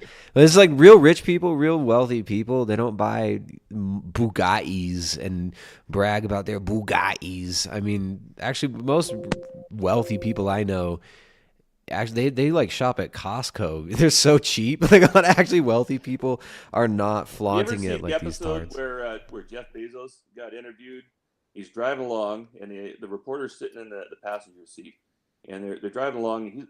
Bezos is already worth billions, but it's still early days at Amazon, right? He's still got hair, and he's driving a Honda Civic. And the reporter goes, "Can I ask a question?" Like he's asking all these other questions. He goes, "Can I ask like a personal question? What's with the car?" And Bezos is like, "What? It's a perfectly fine car." Right? The guy's worth billions. He's driving a Honda. It's like it gets good gas mileage. I save on gas. Exactly. No, I mean these guys. It's such a corny, paper thin aesthetic that they have. It's so false. But what's sad is like, I don't know, just how it's so tragic how many young kids there are out there who are there. It's not even that they're fatherless, a lot of them. It's just that their dads are checked out, or that their dads are not engaged with them, or their dads are losers. I mean, it's so sad or their how dads many are young working men. 3 jobs to keep the bills paid because inflation and whatnot's gone through the freaking roof. Right? You mean people aren't you mean able to just work they're 9 to 5 brokies? now. Yeah, brokies. Have Like you, an idiot brokey. I I mean, I where can't brokies stand that. don't You know, wind up normally is prison. So well, that's the thing, right? That's what I can't stand. He gives this advice as, you know, as a father, that you don't need to be present. You know, it's like men always throughout time are out like conquering the world and going to battle, and you know all this. Yeah, it's kind of effeminate shit, to be an actual father. Like that's exactly gay. That's effeminate. It's the role of the Don't do that. woman to be there to raise the kids. You know, but yeah, that's what, you know, Common Sense Skeptic just said. Like every statistic proves that, you know, when the father's there more with the kid in the upbringing, they, you know, flourish and do better across like every single, you know, measurement. And yeah, you're right. It's like prisons literally just like a home for like fatherless men, you know, who just kind of like fucked up and ended up there. So, and then also they tell Andrew these... Tate is proof of that. You can see that his father wasn't there, and his father was a piece of shit, and he's going to end up in Romanian prison. Well, he's already continued the cycle. He brags about having children. He's lied about that multiple times too, about how many children he has. I think one of his children he started showing after his arrest and release into not house arrest, but anyways, he started showing his daughter all of a sudden. Now he's a family man. He's a dad. Yeah. If you're talking about that girl that only goes up to his hip, that's Tristan's girl. Oh, so he lies and he takes pictures of Tristan's girl and calls it her. No, he did an interview with what the hell's her name? Leah Halpern or something like that. Real cute little chick, Bitcoin girl. Yeah, and her brother is another Bitcoin guy. Videographer. Yeah, she did what I call the underwear optional video with her, because the entire time the camera was shut right up her skirt, her leg was crossed, and then they had to blur it all out because you got a full moon rising. But he said in that interview at that time, whenever that interview was, she asked him, "Do you have any children?" And he's like, "No, I don't yet. But when I do, I'm going to have a bunch of ovens to bake the bread in because I need a bunch of sons." Right? So if that video is 2 years old, 3 years old, whatever, at that point, he didn't have kids. But then, like a year later, he told Aiden Ross that he's got more than 10 or 12. 10 or 12, and I'm just setting up franchises everywhere. So he's on one hand, he's saying it's lame, it's effeminate. Don't be a dad. Don't be home with your kid. Just smack your mom around in front of him every once in a while, and go pimp your hoes. And then he also tells young boys, women are retards, and you shouldn't listen to anything any woman has to say. Well, these kids, a lot of them are being raised by their mom because either their dad's out working his ass off, just like you mentioned, just to pay the bills, or the dad's not involved in their life. And this is the type of kid that's going to be into Andrew Tate and listening to him. Or they're just normal freaking kids who are bored, and some kid shows them an edgy video in class, and they see some guy acting bombastic, and they get some laughs at Tate. They see he's a little bit charming, and they get sucked into it. Then they go home and they're telling their mom, like, "Shut up, bitch! Like, I don't have to listen to you." Yeah, I mean, it's a recipe Try doing that for when we were kids. Try not listening to your mom when we were kids, right? What would you get hit with? I mean, my wife now. Try not listening to my wife right now and see what happens. But this idea that Andrew Tate is somehow the symptom of feminism and Me Too movement and everything like that. I mean, there's some truth to that, but I think people neglect the fact that his biggest fan base and he's most popular in places like India and the Middle East. Bangladeshi that's boys. By far where he has his biggest fan base, and these places, these aren't feminist countries. These are still places where those kind of old gender roles are still very much firmly in place. Yeah, there's still patriarchy.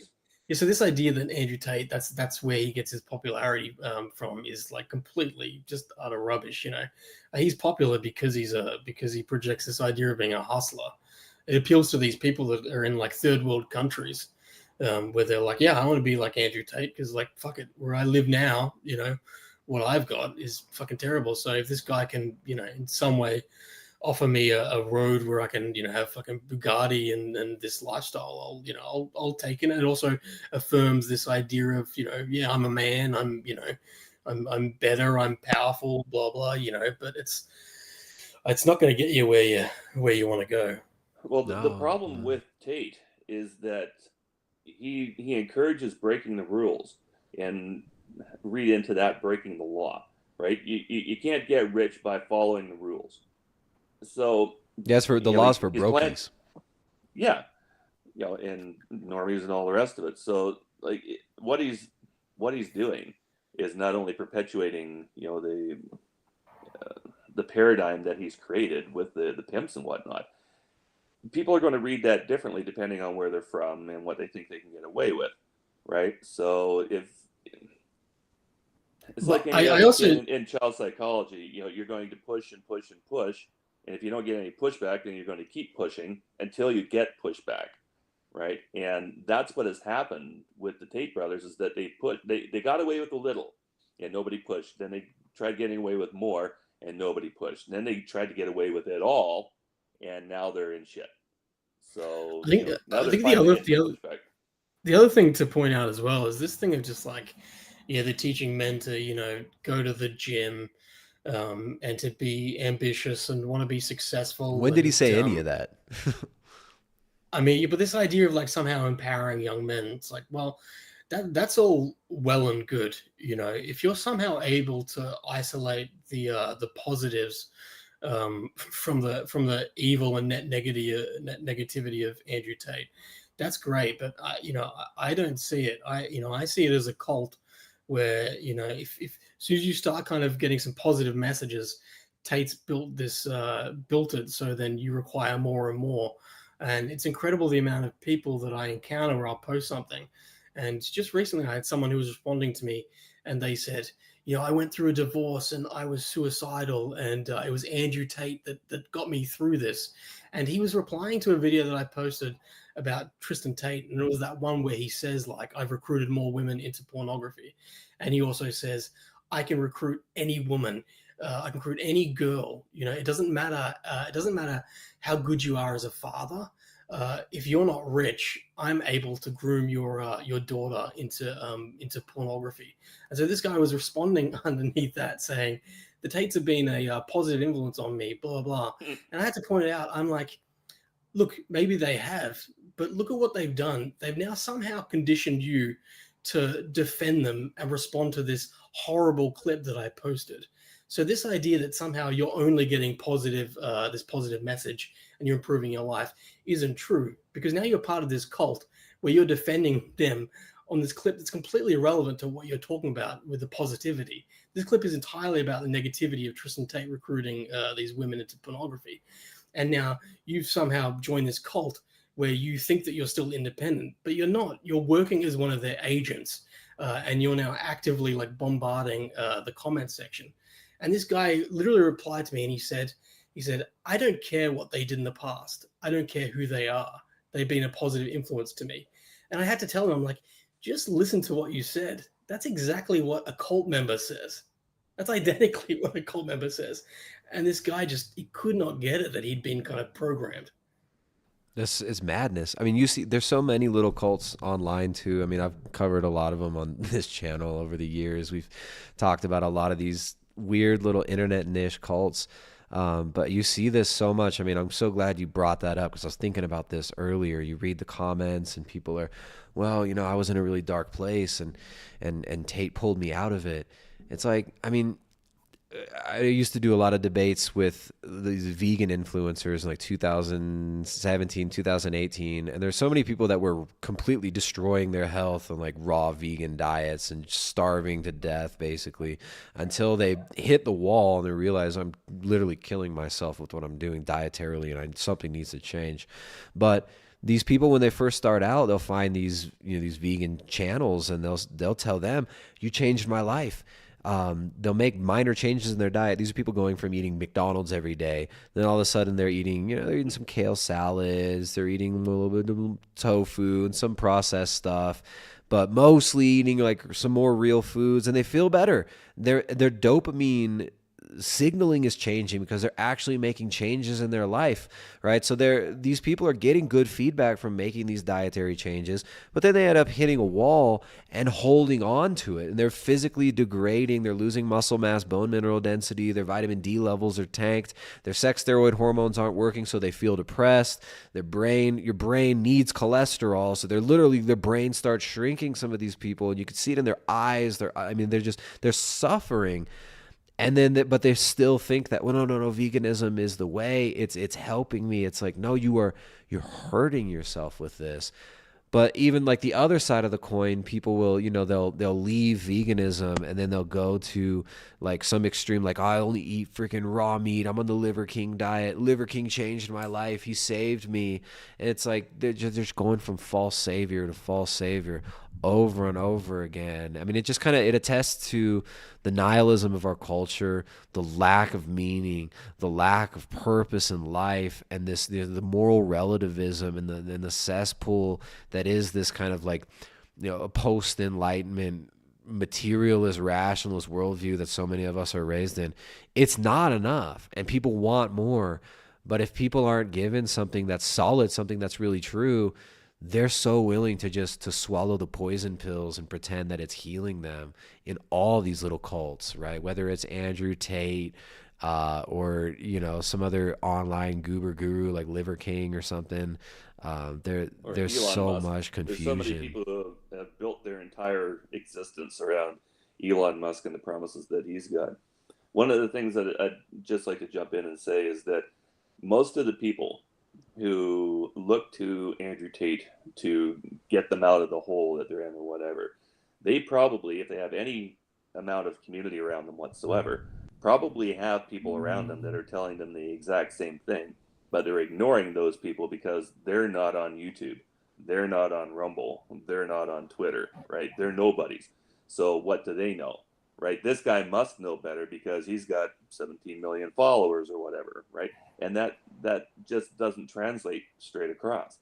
You know, the only way that meaningful change can happen in somebody's life is to do it locally. You can't export that or import that from somewhere else. You need to work on yourself and the people around you and build your relationships up and make sure that you're looking out for somebody so that somebody's looking out for you, right? Andrew Tate wouldn't piss on any of his followers if they were on fire. Make no mistake. He'd sit there and grab fucking marshmallows and a bitch and have himself a night out of it, right? They need to realize that they are nobodies to him. They think he pulled me up out of this. He doesn't give two shits about you, just so long as you've got your $49.95 in the mail for him for the next month. He not only that, he resents you. He sees you as a dupe, as a rube, as a retard, as somebody to harvest energy from. He sees you as a battery to be drained. Yep. Yeah, that's and a bank account to drain as well. Absolutely. Well, I think maybe it's a good time to wrap up. You know, I don't want to keep you guys too long. It's getting a little late over here. Yeah, and I've still got. I'd love to do it another time. Maybe I know there's going to be developments in the coming weeks. There's more charges coming, and the tactics are continuing to be thrown at us from the tater tots. So, yeah, I want to do a space soon, just around what we were talking about earlier about Candace Owens and George Farmer and Andrew Tate. I want to dig into that, so I'll send you guys an invite and plan it. But I want to kind of, mind hive that and try and pull what we know, because I want to kind of do a bit of a deep dive on that thread of how Andrew Tate went from being a drug dealing kickboxer to then somehow getting involved with some of the most powerful people in the UK and then in America. I think it would be nice to hit on the mafia stuff too. He bragged a lot about the mafia connections, and this has been documented, and I think there's a lot to unpack in that one as well. So yeah, there's a lot of stuff that we didn't get to today, but I think it was a great overview, and I really appreciate both you guys' work, both you guys coming on. Let's just get, maybe if you got any closing thoughts, anything that we forgot to touch on, I'll throw it over to you guys, and then we can wrap it up. I think for both of us, if you want to see what we have found and what we've presented already, check our back libraries, because the Matrix of Lies is 2.5 hours worth of material. It's condensed material. Like there's not a whole lot of fluff in there. We're bang bang bang down the point. So you can learn a lot about these guys in 2.5 hours, probably more than watching all of their different interviews and watching all the different courses that Tate sold, because I've already taken the fluff out of. Like we sit down with the blue sweater interview, for example, and it's a 60-minute gab session, but we've whittled it down to like 5.5 minutes. So it's just bang, bang, bang, bang, bang. So check out the Matrix of Lies on the Common Sense Skeptic channel and leave your comments there if you have anything else that you'd like us to cover. And there's a link to that exact video, the first part of the Matrix of Lies, in the description of this video on YouTube. It's also, we're live on Rockfin as well. It's also in that description. So make sure to check that out, guys. All right. You know what? I feel like this video, I gotta play this one. We can play this one to close out. And we've got Andrew Tate talking about his methodologies here, and we'll close out with this video. It's exactly the same with lying. Learning how to be convincing and how to be believable is the same when you lie. Now, people say when you lie, people look away from the eyes. In my experience, what happens when people lie is they actually know this, that everyone's been told they look away, and they look at you more, trying to prove they're not lying. The easiest way to lie is to not change your body language in any way from when you're telling the truth. A polygraph test, how does a polygraph test work? You can't just plug yourself in and say lie or true. It only knows by comparing you to a baseline. First, they ask you your name. They ask you questions you tell the truth to, and then they compare it when you lie, and they see the difference. Well, body language is no fucking different. If you know you're going to have to lie to somebody, you need to sit there before the conversation even starts and talk about something which is easy for you to talk about, and be smart enough to be speaking with one side of your brain, and with the other side of your brain, measuring where are my eyes, where are my hands, how am I standing, how am I sitting. And then when it starts coming to lie, you don't alter shit. If you're already looking them in the eyes, continue to look them in the eyes. If you're not looking at them, don't. If your hands are a certain way, keep them there. You only get detected on lies when you alter your body language. It doesn't matter what body language you have. You can be like I am now, alpha, projecting, trying to make a point, ultra convincing, or you can sit there like a meek little, it doesn't matter. If that is the default and you retain the default when you're telling the lie, then you have nothing to lose. So when you tell a lie, it's not about, well, how do I act when I tell a lie? It's not changing how you acted before. This is the most important thing. But most of you guys are so unaware of your body language, you're so unaware of where your hands go, unaware of where you're looking. Think of your last conversation with someone. Where were you looking? Think about it. At them, I guess. I don't know. You're going to do like ignorant. You don't fucking know. If you learn your own shit and you adapt your own shit to have a style which is favorable to you and favorable to your outcomes, then it's going to be very, very easy for you to lie because you can replicate your own style. So that's how you fucking lie. I will pass any lie detector test there is. In fact, I'm writing that down for a Tate speech. We're getting a lie detector company in here. I'm going to fucking do it. I'm going to pass it. And the reason I'm going to pass it is because I don't give a fuck. Ask me a question. Tate, you're the greatest man alive. Yes. True. That's the baseline question because everyone knows it's fucking true. Tate, do you give a shit about these hoes? No. True. They're going to ask me a lie. Like, Tate, is Meghan Markle a good princess? I'm going to say yes. Which is obviously a fucking lie. It's still going to come up as true. Hope that bitch doesn't get hold of that piece of paper and uses it as proof. Daddy Tate validated me. Fucking hate that hoe.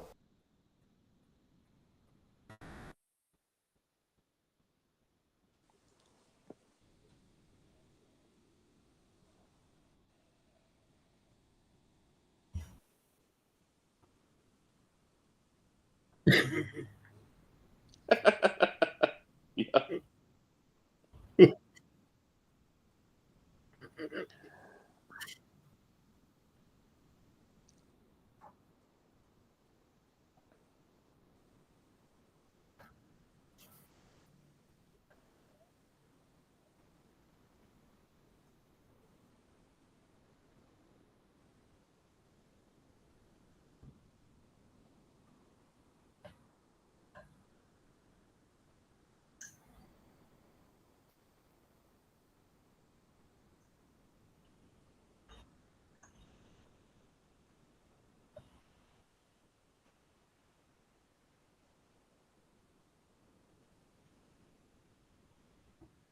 Yep.